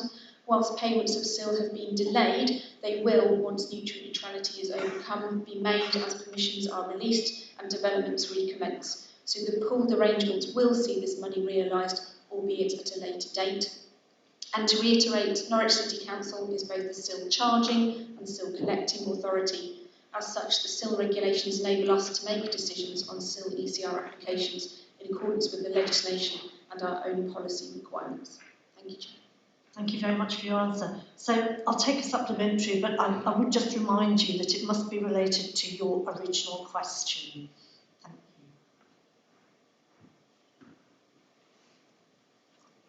you. Well, I think any question about SIL exemption is related. It has been touched on by Councillor Stutley, so if allowed, my supplementary is it was made quite clear to Planning Committee at both Anglia Square applications that members did not need to worry about the SIL exemption policy at the point of the application, as you will have an opportunity in the future to vote on this. So my question to officers, did it really take as late as this summer for legal advice to overturn those misleading comments in the committee papers?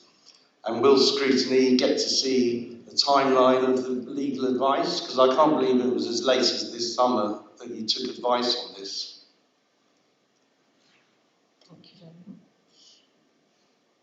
I became monitoring officer in July 2021, and therefore I'm not aware of the nature of any advice that was provided in 2018 on which officers are working. It's standard part as we're considering the forward plan and what decisions may be coming along, to then look at what legal implications are, who's the right person to be making that decision, and therefore in discussion with officers I requested a review of the legal advice around this, and that's what was undertaken.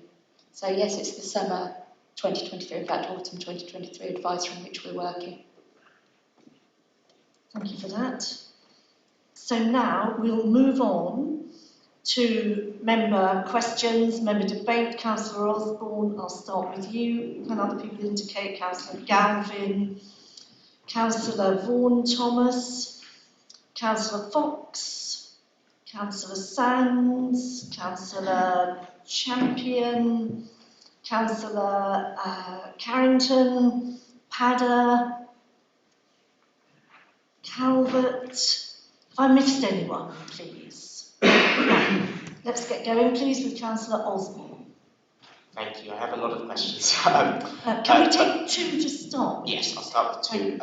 First, I just want to say also that Councillor Stannard's comment about Angus Grove being a blight, that's not a view that's shared by a lot of Manhoff residents, a lot of residents living around there. So I think just be careful about how that's presented, because we wouldn't want to be making assertions about a particular area without consultation of the residents of that area. Councillor Stannard, you said that all processes were followed. I just want to clarify, what did the legal advice say about paragraph 54 to 57 in the report? Because if the legal advice said that that was fine, as Councillor Davis said, then that suggests that the decision was vetted by the London Court. If the legal advice did not say that that was fine, that that decision was vetted, then why was the Cabinet report not updated? As a secondary question to that, in the officer response, it says that the HIF contract is not considered, that particular clause is not considered to better members' decision making. So what changed between the writing of the Cabinet report before the decision was made and the assumptions or the assessment after the decision was made? Before the decision was made, it was said that the clause vetted decision making. After the decision was made, it said that the clause did not vet decision making. Thank you. Okay. I'm not a lawyer, I'm not going to try and wade into that. I think that needs to be answered probably by Leah or Lou, for fear that I misspeak on a legal matter. Can I just get clarity on Councillor Osborne? You're referring to the after the decision was made. Can you give me the reference to that, please? So the first question is, what did the legal advice say about paragraphs 54 to 57 in the Cabinet report that referred to the HIF contract and the fact that that fetters the decision? After the decision, in the Cabinet, the agenda for this report, for this meeting, in the officer response, it says on page, I'll just get the page up, 90, the decisions on the two SIL ECR applications are standalone decisions. There are consequences of these decisions for the HIF funding, but the clause in the contract, as currently worded, does not fetter members' decision-making ability. So my question is, what changed between the writing of the Cabinet report and the writing of this officer response?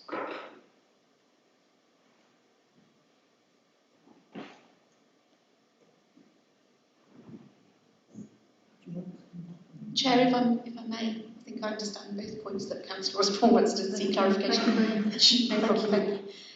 I've just checked on the legal advice that we received in terms of the Cabinet report. There were no specific comments made on paragraphs 54 to 57 by the legal advice. Therefore, I can only assume we have no comments to make on it.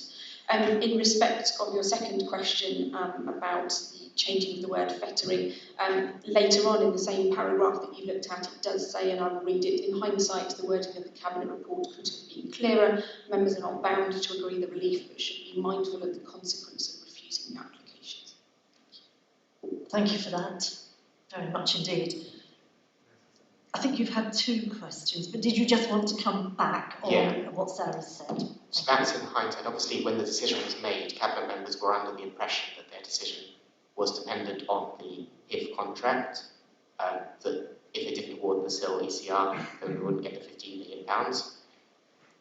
That in the Cabinet report stated that it was vetted, so I guess I'd ask the Cabinet members whether they were making a decision based on that report that as stated on the 22nd of November, or whether they were making a decision based on what was verbally stated by Homes England about changing the contract to a deed of variation.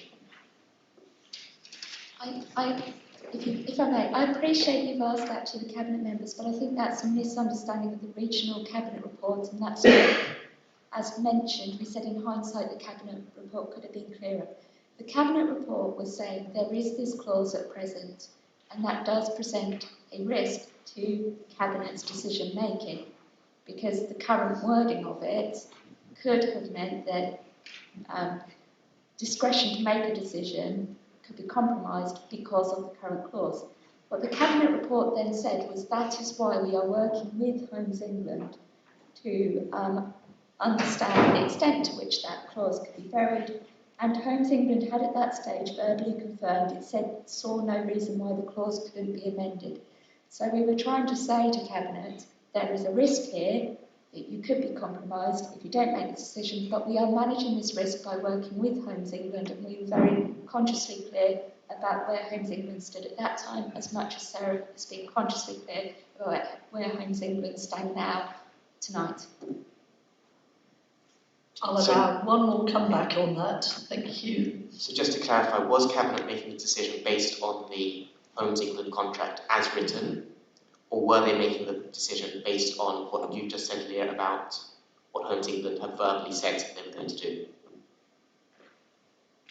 It's both. It was making a decision based on the fact that we've got a current contract, that it was being worked on with Homes England, that they had verbally confirmed a position, but that still presented a risk to making the decision. And I would personally feel that that was adequately clear at the Cabinet meeting. Thank you very much. I would like to move on now, please, to Councillor Galvin for your question. Thank you. So the Homes England funding comes to an end in June 2025, which is in 19 months' time. And Homes England have said they'll submit the deed of variation by the end of the year. So in theory, we could wait until that's done, have an extraordinary Cabinet meeting as soon as it is done, say in the first week of January, and still have 18 months to draw down the funding. So why the rush? From City Council's point of view, why does the decision have to be made now? What's the urgency rather than making a decision on what seems to be an out-of-date contract? Thank you, and Sarah. Thank you very much, Councillor Galvin. Essentially, the availability period of the HIF funding has a set end date that has been agreed with Homes England, and that date is June 25. So the money has to be drawn down by that period, and that is non-negotiable in the contract as it stands at the moment. Delay to this decision means that the developer would either have to undertake work significantly at risk before the closure of any judicial review period to this decision, which ultimately to them is a position they don't wish to take. So even delaying this decision and then the 3-month or 12-week calling period for that JR potential afterwards pushes or squeezes their timeline to actually be able to start on site and then spend money. So if there is any delay, for example, as you said, into January, and allowing for a cabinet decision in January, a further scrutiny call in, and then potentially a further cabinet decision as well, you would then be looking to maybe extend their start on site into April, possibly even May. So the 19 months that they've got at present time get squeezed down to 12, 13, possibly 14 months at the most. They've always been really clear that in order to be able to draw down that £15 million and do what they need to do on site to realise this development, they need 18 months ideally. They can squeeze it and push it a little bit harder, but I think 12 to 14 months they would be seriously compromising the amount of that HIF money they could effectively draw down, and therefore it would raise questions in their minds as to whether they would then proceed with the development. Thank you. Come back. So how do we know that? Sorry, how do we know? How do we know that? Have we had that conversation with them? Yes, we have, yes. I mean, as I say, they've always been very clear they ideally need 18 months from a start on site to the end of that availability period of the HIF drawdown money. And they've been very clear that any squeeze on that may lead them to a decision to walk away. Thank you. So I wanted to know, have we had the actual precise conversation about this deed variation and that 1 month change? I haven't approached them or Homes England about a specific, could we delay by 1 month? I could do that. Thank you. So I think, if I'm right, I'm moving on to Councillor Vaughan-Thomas. Thank you, Chair. It comes as no surprise that there is opposition and criticism of Anglia Square, ever as it's always been the case. But I'm listening to Councillor Stannard, who reassures us that all processes were followed. It's not whether we agree with it or we like it or we don't like it. Are we saying there's maladministration? Is there corruption? Is there illegality? That's the issue of whether it's right and proper. We don't always agree with one another. I'm at tribunals every other week, and we have decisions which I don't agree with, but they're entitled to make those decisions. This could be one of those issues. But the question is, have all processes been followed? And if they have, that's the way it is. Thank you very much for that.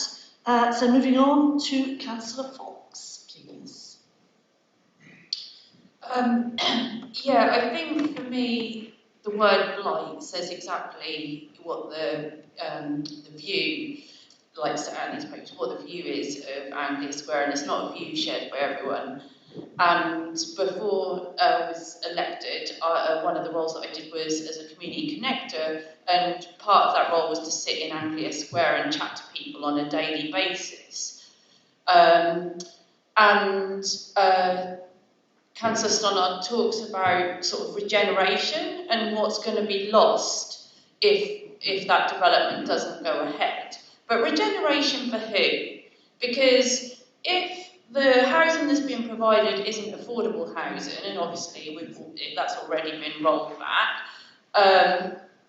if the ordinary working people who are currently using the square can't afford the housing there, who is it regeneration for? And with this decision, like with that SIL money, even that 15% that would come to the city still represents hundreds of thousands of pounds. And to me, the decision just, adds insult to injury, really. And I know in the papers it talked about the fact that the SIL money being used for green spaces. I know we can't guarantee that that SIL money would be used in Anglia Square, but if we don't have it, it definitely won't be used in Anglia Square. So if it's a case of a developer saying, if we're required to put our bit into the community, we won't go ahead, what's the loss? Because if the loss is housing that isn't affordable for people who are currently using that area, that's no loss. That's no loss. And all of the benefits that that seal could provide is lost. So with green spaces, you know, the benefits to mental, physical health, the things that this could buy are so valuable, and the people who currently use Anglia Square are valuable, and they deserve to get at least something out of this, even if it's just the possibility of that money being used for their benefit. Thank you. I wonder, Councillor Stannard, if you want to come back on that, or if we would leave that till later on. And I'll leave it till later on. I think there's a really interesting point in what Councillor Vaughan Thomas was talking about, that people might agree or disagree with this application, but primarily from a scrutiny perspective, what you're talking about is, for example, procedure, process, rationality of decision making. There's factors we have to take into account when looking at was the Cabinet decision the right thing to do. So I appreciate some of the points Councillor Fox is making, but it's about focusing on process and procedure. If I may come back, Councillor Ackford, on that, the point that I want to focus on is the fact that by not considering, has it fully been considered what that seal could have been used for? thank you. I mean, my understanding is it might not necessarily have been applied in Anglia Square, but thank you for your comment there. It might not necessarily, but could have. Thank you. Thank you, Chair. I think it's important just to reiterate that when a planning application is granted and seal money is collected, it is not known where that seal money would be spent. So yes, it could be spent anywhere in the city, but equally it could be in the Anglia Square area. It was set out in detail to the Cabinet when they made the decision. There is actually a lot of on-site provision of green infrastructure, community infrastructure and transport infrastructure, addressing several of the actual areas that seal money would go towards. So just to reiterate, just over £61,000 is being spent on enhancing green infrastructure at Gildencroft Park, and forgive me, the second place it's being spent has eluded me, £110,000 on car club provision, £284,500 to develop the area under the flyover, so immediately benefiting that neighbourhood. Public toilet and changing places provision on site, a community hub on site as well. So there is a lot of money also going on to upgrading of the sections of the yellow pedalway, a new east-west pedestrian and cycle route, an improved public square actually in Anglia Square itself, and a lot of investment going to increased bus stopping facilities on the Magdalen Street area and improved passenger facilities. So actually the development is contributing quite significantly on site, which will immediately benefit the residents in and around that area. And Winston Park, I think, so I'm told. Thank you for that. So I'd like to move on to Councillor Sands. Could I just add something, Chair? Sorry. I just wanted to make the point, just to reinforce that the Section 106 money, which is available, I think it's circa £4 million being spent in the area, and also, still is for big infrastructure projects, not the sort of things that have been raised. So I think the idea that it would go to Anglia Square for the purposes which are being discussed, very, very, very unlikely. I've written you down, Councillor Prinsley. Was it the comment that needed to be made now? I've put you down on the list. Is that all right? I believe I was next. I'm happy to wait. Yeah, I was just checking. Thank you. I'm going to go to Councillor Sands, Councillor Osborne, if you don't mind. Thank you. Thank you, Chair. Few questions, some of it's rolled into one, but first and most basic question, what is the current population of Anglia Square, i.e. how many people are living there? And is it true to say that those people who visit Anglia Square for retail purposes actually live elsewhere? Is it also true that the single-storey buildings on the north side of Anglia Square have roofs that have collapsed, that the multi-storey car park has been unused for many years and is in a dilapidated and unusable state, that the former government station office has been empty for well over 20 years and is in a state both of disrepair and much vandalism and is completely unusable. By any definition, certainly when I did my degree in geography, the definition of this term is urban blight. Simple as, it's a classic textbook example. Is it also not true that before construction of anything can occur in Angliss Square, massive demolition must be completed in order to go forward with groundworks? And lastly, for the moment anyway, is it not true that at no time has there been a queue of developers coming up the A11 waiting to put their bid in to develop the site of Angliss Square?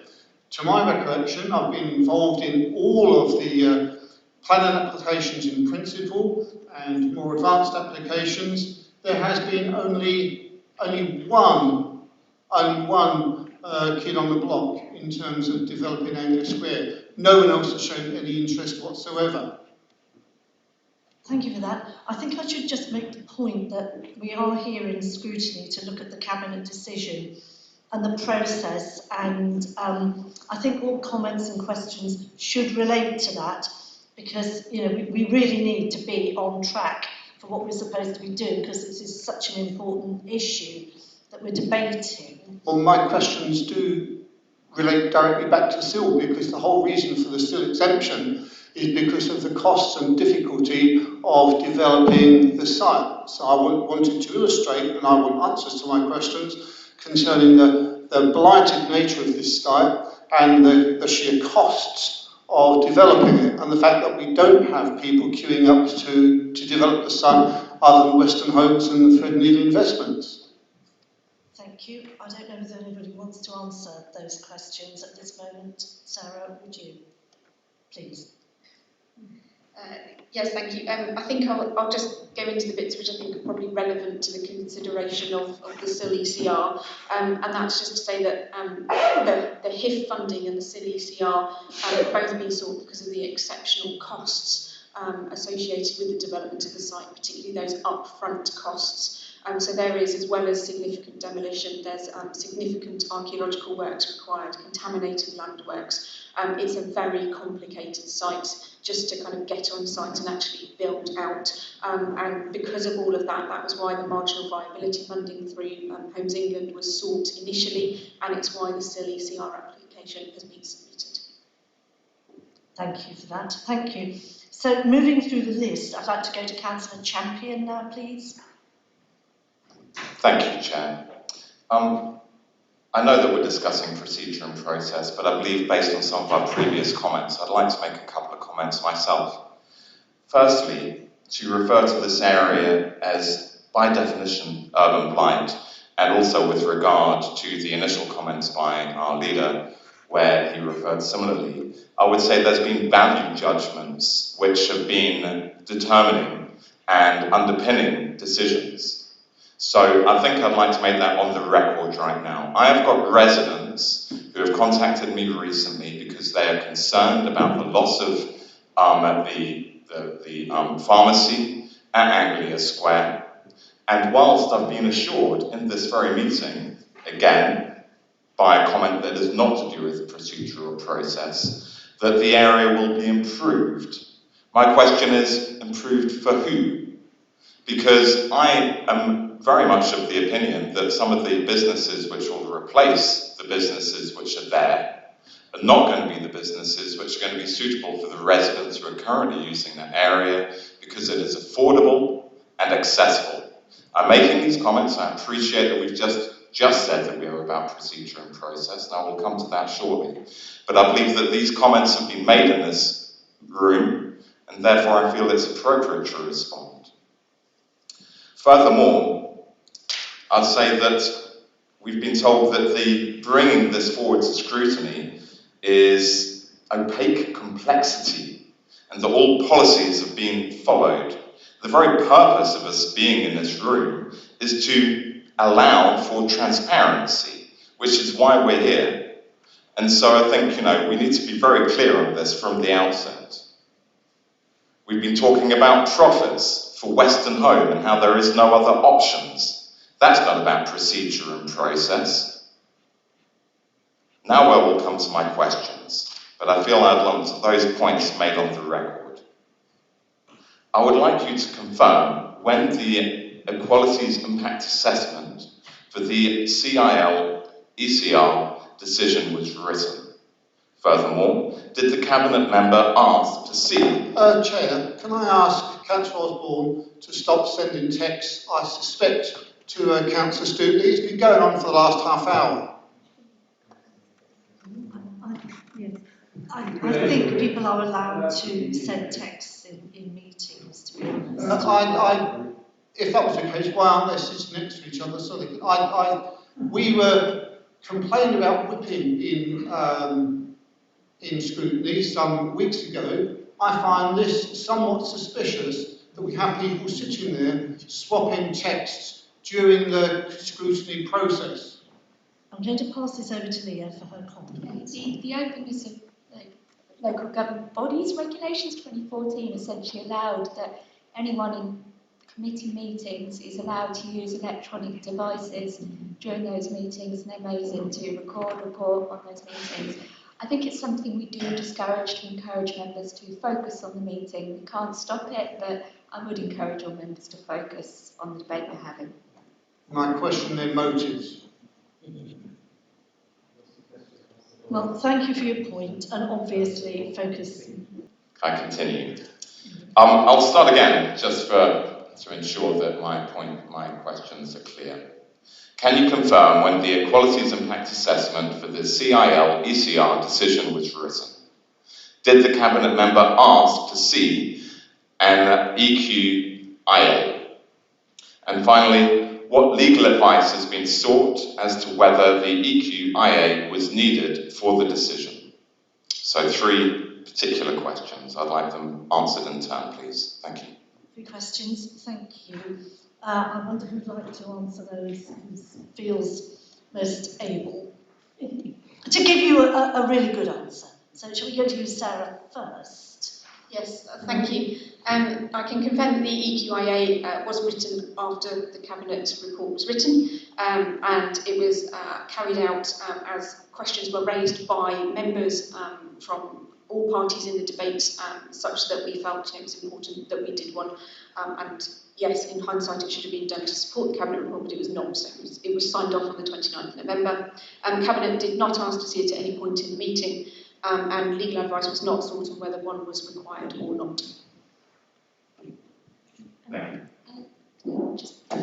We'll just say actually that the legal team did check over the whole of the Cabinet report, including the element related to the EQIA.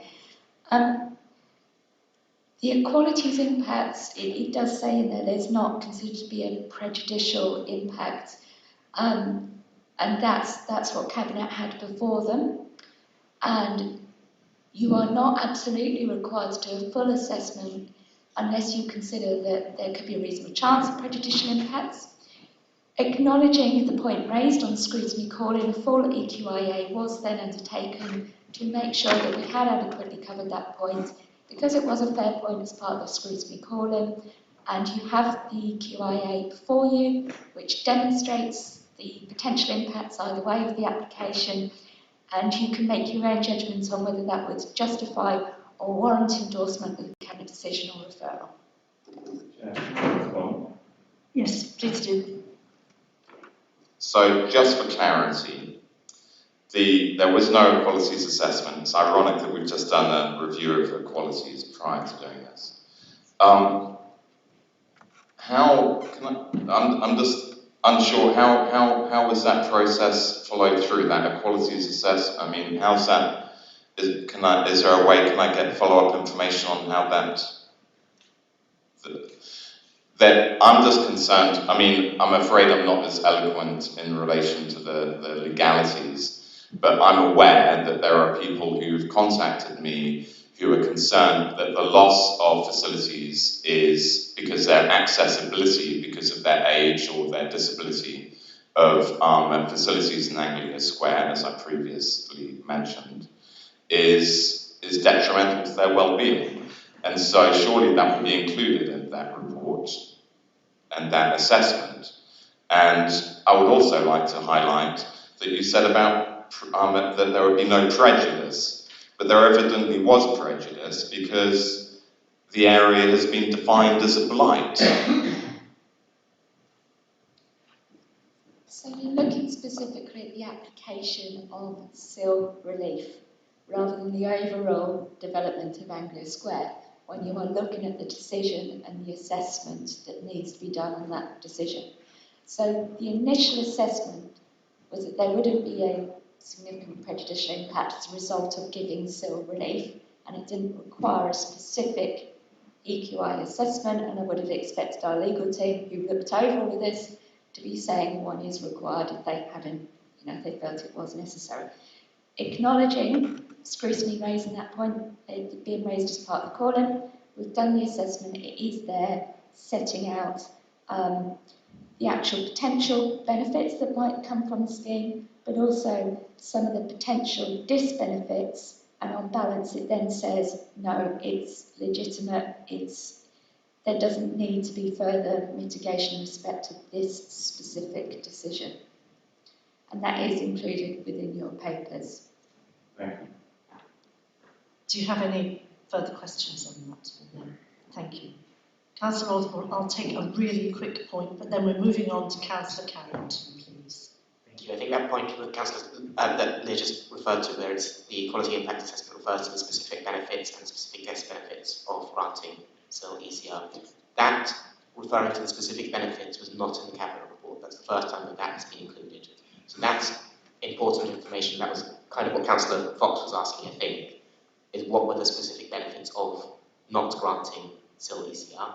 That was not in the Cabinet report, that was not considered by Cabinet members. So that's one reason why I think that this should be referred back to Cabinet so that they can consider that information.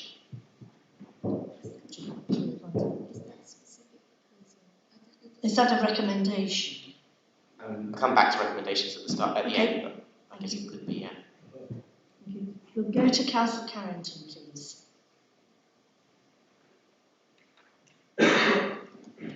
Thank you.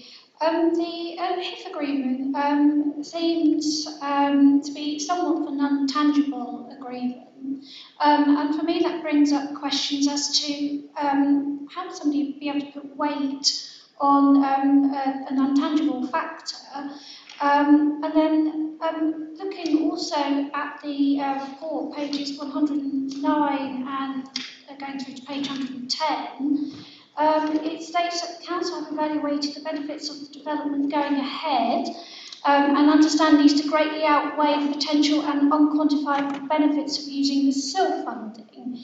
So it seems to be that the last aspect, the Cabinet were asked to weigh up some unquantifiable benefits, but to me the HIF agreement seems to be non-tangible, so I'd just really like a bit of clarification about that. It seems to be that the only definite agreement here really seems to be the Section 106 funding, but we know that can't be used for the same kind of infrastructure as the SIL funding. Just really want a bit of clarification regarding that. Sarah, is that something you can give clarification on, please? Yes, just to be clear, we are in contract with Homes England in respect of HIF. There is a contract signed between us and Homes England. What we are seeking at the moment is indeed a variation to that contract in acknowledgement that some of the milestones contained within it and some of the development parameters set out in it referred to the previous scheme, which, as we all know, was called into the Secretary of State and ultimately refused. So there is an acknowledgement between all parties that that contract, which we are in with Homes England, does need to change. So I don't believe that the HIF contract is untangible. It is very real and we are signed up to it. Thank you. I'd like to move on, please, now to Councillor Padder. Thank you. I feel on this issue there needs to be some meeting of hearts and minds, because I do not want to be here talking about this in a couple of months' time. We need to progress, we need to make a decision on this whole issue. So that's my rant over. Going back to the procedures, my question primarily focuses on important procedural requirements. That's what it's set out on page 84.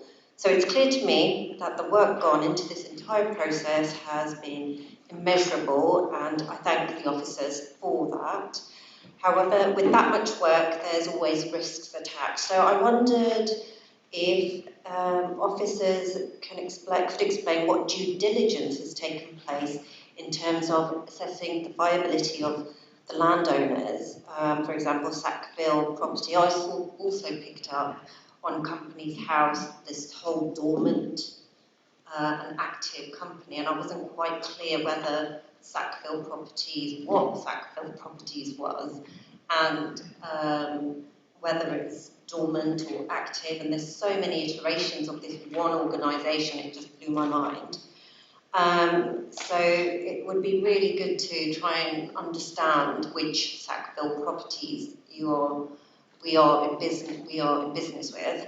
And then on a point of principle, many councils across the country are facing financial hardship, with Nottingham City Council declaring bankruptcy over the weekend. For me, this highlights the need to a change in government so councils, mainly Labour councils, don't face this level of scrutiny over £1 or £2 million. But we are not there, and we need to be mindful of how far £2 million can go under the current circumstances. With that in mind, I wondered if the key issue for applying for the SIL exemption is the exemption itself or the SIL. If it is about the SIL, then I'm confused about how a company of several hundred million of assets would pull out over, what would be, I guess, small change for them. If it's about the SIL affordability, should we be asking what is the maximum the developer is willing to contribute to the SIL without fully foregoing the exemption, if that makes sense? Or maybe a buy now, pay later thing. I just don't know. I feel like we need to come to a decision tonight about this. Thank you, Sarah. Thank you. So the process for SIL exceptional circumstances relief is set out in law in the SIL regs from 2010. I'm trying to find the relevant section of it in front of me, it doesn't immediately spring to mind, but by law it is the landowner who must apply for the relief. Through the process, we are required to agree on an independent person to assess viability. So Columbia Threadneedle and their subsidiary companies are the landowner of Anglia Square as it stands at the moment. Therefore, they have submitted the application. As part of the application, they have done a viability assessment of the phases and the whole scheme, which has been independently verified. As part of that viability assessment, because there is an engaged developer, Western Homes, who are the ones looking to buy the site from Columbia Threadneedle and then develop it, and because any decision on SIL ECR only lasts for a 12-month period, we were able, in that independent viability assessment, to take into account the viability costs of Western Homes, as well as a more generic viability assessment that Columbia Threadneedle had submitted with the application. So that is entirely in accordance with the regulations and the legislation, and we have had that independent scrutiny of the viability. Turning to the specific viability points, I'll hand over to Andrew. Yeah, I think just to say as well that it's highlighted in the response. It's the actual chargeable development or each phase that's assessed for viability. It's not the viability of the individual companies that are applying for the exemption. So when we did actually look at those viabilities, because Columbia Threadneedle have got that contract in place with Western Homes, we were able to push Western Homes for their actual costs, for their actual figures on what they are looking to develop this out for. That showed a better viability position than a more generic one that Sackville or Columbia Threadneedle could present, which was the other option that we explored. That showed a far worse viability position than what Western Homes presented to us with their figures. Thank you. So I'd like now to go to Councillor Calvert, who is next on my list. Thank you. I don't hope to ask a very similar question, so essentially I'll come back on that, which is it appears that the viability and the finances of Western Homes is at one point completely irrelevant and at another point vital to the assessment. I can't really work out which one it is. We seem to have the officers saying that we looked at the viability and we looked at Western Homes very specifically, and that's really important. And then we've had Councillor Stonard saying that it's completely irrelevant, it's nothing to do with the developer, it's all to do with development. Can you clarify which one it is? Thank you. Yes, so the overall financial position of the company is not relevant to the decision. The viability of the individual chargeable developments is. Sackville or Columbia Threadneedle presented a cost report that was then audited by Avison Young. That showed a significant loss to the scheme. We wanted to see the real position of what was going to happen with Western Homes as the developer. So we pushed them for their costs, their viability, so that we were able to present the realistic position to members so that they could see the overall position. Thank you. Councillor Calvert, you had a question? Thank you. Second, if you don't mind, but it's not coming on that one. Is there any formal legal arrangement with South Norfolk or Broadland as a quid pro quo in terms of how we make these decisions? And is there a political quid pro quo as to how we make this decision? I.e., has a political agreement been made with that we can go ahead with these things and that South Norfolk and Broadland will not interfere? I'm fearful that our relationship is based on a kind of a political market rather than legal market. I think that's possibly one for you, Councillor Stonard.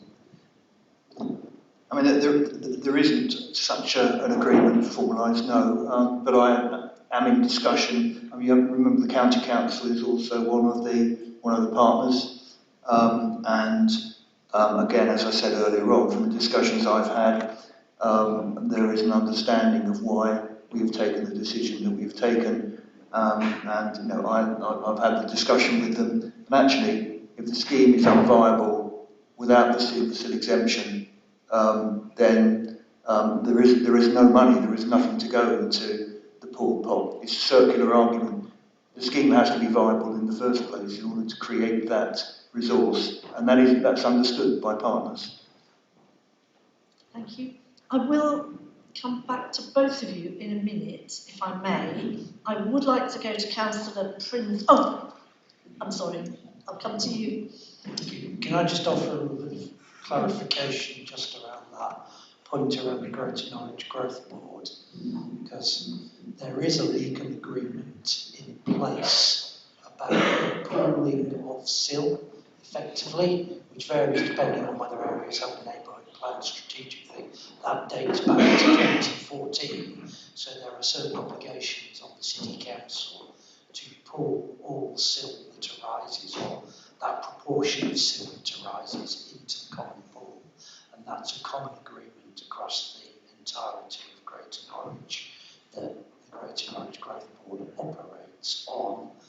But as with all things Greater Norwich, it is three sovereign councils who've reached an agreement to do something for the common benefit with, you know, so we are, the City Council are both the charging and the collecting body for that, and where that plays into the SIL exceptional circumstances relief is we are legally able to apply that policy should we want to and exempt somebody from SIL just in the same way as, for instance, South Norfolk District Council make decisions about whether people qualify for affordable housing or self-build exemption. We each administer the SIL in our area and only then pool set proportion of clearly assuming Cabinet do end up making a decision to exempt this development from SIL, then that does not, the SIL doesn't arise, doesn't need to be collected effectively, so therefore the legal agreement we have places no requirement on the council to pool it. Sorry, do you mind if I come back very quickly on exactly that? Okay. Thank you. Could, on that, as there is a legal agreement where we put pool our SIL, could either of the other councils, partner councils, withdraw on the basis that we weren't pulling our weight? Not as I read it, and none of them have indicated they are remotely minded to do so. Sorry, the question was, could they? There are, within those Greater Norwich Growth Board agreements, there are ways of, there are clauses within it about how authorities could leave the growth boards. They've been in it since its inception, so they could do it. They haven't indicated. So any authority could, in theory, leave the Greater Norwich Growth Board and extract itself from the pooling arrangements in accordance with the exit criteria that were in accordance with, that were set out in the original agreements. As with just about any legal agreement, there'll be a way of getting out of it in accordance with that original agreement. But nobody's indicated that they're minded to do so, and those clauses are complex, so it would be about, it would take a lot of unpicking. Thank you very much. Could I just add? Hello, I'm over here, Chair.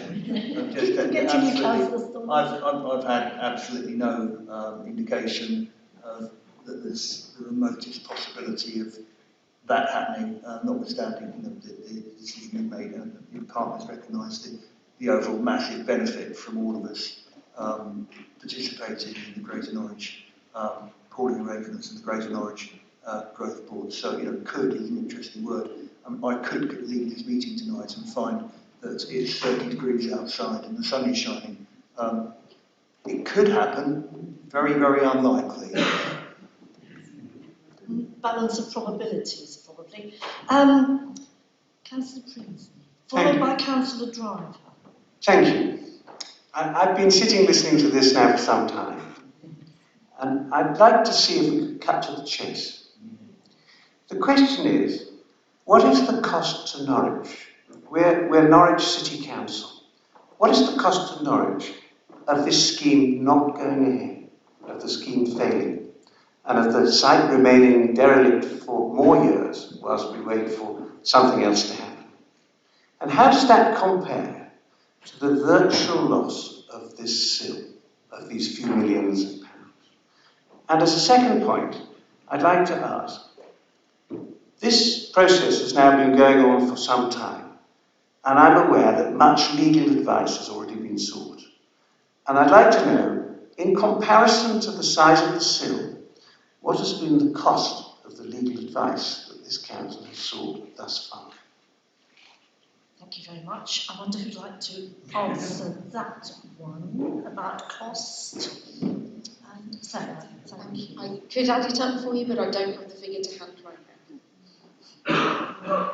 Thank you. So we'll move to Councillor Driver, please. Yeah, thank you, Chair. Councillor President, I've been sitting here quite a long time waiting to speak.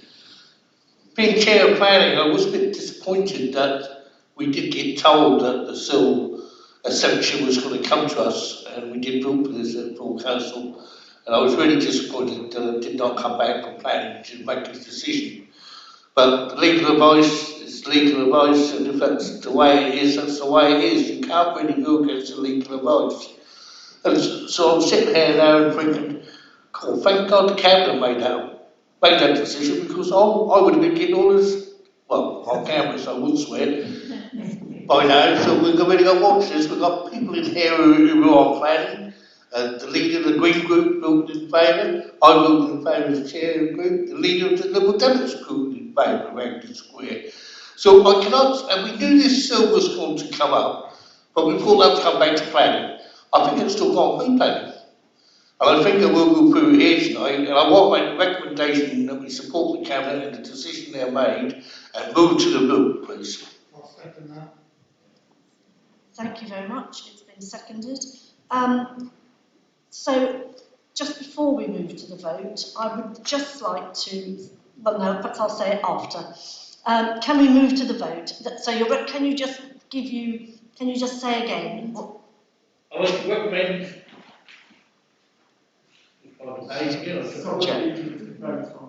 Recommend support the Cabinet's decision, in which case can there be. Michelle, I've still got questions that I think it's fair to ask. We talked about this for months and months and months and months, and I think we need to make this. I'm told that we need to vote on moving to the vote. So that's the first thing we need to vote on. So could we have show of hands on moving to the vote, please? And those against? 1, 2, 3, 4, 5, 6. I haven't voted actually. I'm actually abstaining as chair. Thank you. Can I just recount the votes against? Because I did see a flicker of a hand at the end, and I just want to double check. I know hands are up for a while. Against. 1, 2, 3, 4. Yeah, that's right. I saw Councillor Fox do that at the end, and I just wasn't certain. It was 6. Yeah. So, in fact, we are moving to the vote. 7 and 6. Yeah, I've got Councillors Champion, Fox, Osborne, Calvert, Carrington, Galvin. We're against. Councillors Princely, Padder, Fulton, McAllister, both Thomases, Sands and Driver were in favour. So it's 7 votes in favour, 6 against, 1 abstention. So, Councillor Driver, can I ask you to put what is effectively your motion that we are going to... Scrutiny company decided to support the Cabinet decision, in which case it can never be implemented. Which is the debate before. Supporting the Cabinet decision. So, is there a seconder of that? And so that's Councillor Prinsley, and Councillor Sands. So we'll take a vote on supporting the Cabinet decision. Just before we do that, I do want to say, just to thank everybody who has spoken, because it's been a very, very, very long process, and I do hope, before we go to the vote, that people do feel they've had the opportunity to look at the process, which is what we're here for tonight. We're not looking at planning, we're looking at the process, and I hope people feel that they've had that opportunity to say what they wanted to say. With due respect, Mr. Chair, there are still questions to ask. Chair, we're meant to move to the vote. There's not meant to be further debate. No, I just wanted to make a comment myself. Thank you, because I haven't made any comments. So we are moving to the vote. So can we vote on Councillor Driver's motion, please, that we feel, can you just repeat, can I ask you to repeat it? Everybody's very clear on what they're voting on. So the motion is to endorse the Cabinet decision, at which stage, if it was, you vote in favour of that motion, the decision is implemented. So can we take that vote, please? In favour. 1, 2, 3, 4, 5, 6, 7. Against. 1, 2, 3, 4, 5, 6, 7. Councillor Wiltshire. Well, this is where I say a bit more about what I wanted to say. I mean, I do feel that what we've heard tonight says to me that Cabinet arrived at the right decision given the information that they had, and I'm going to vote in favour of the Cabinet decision because I feel we've given it due process and I feel it's been the proper process, so I will vote in favour.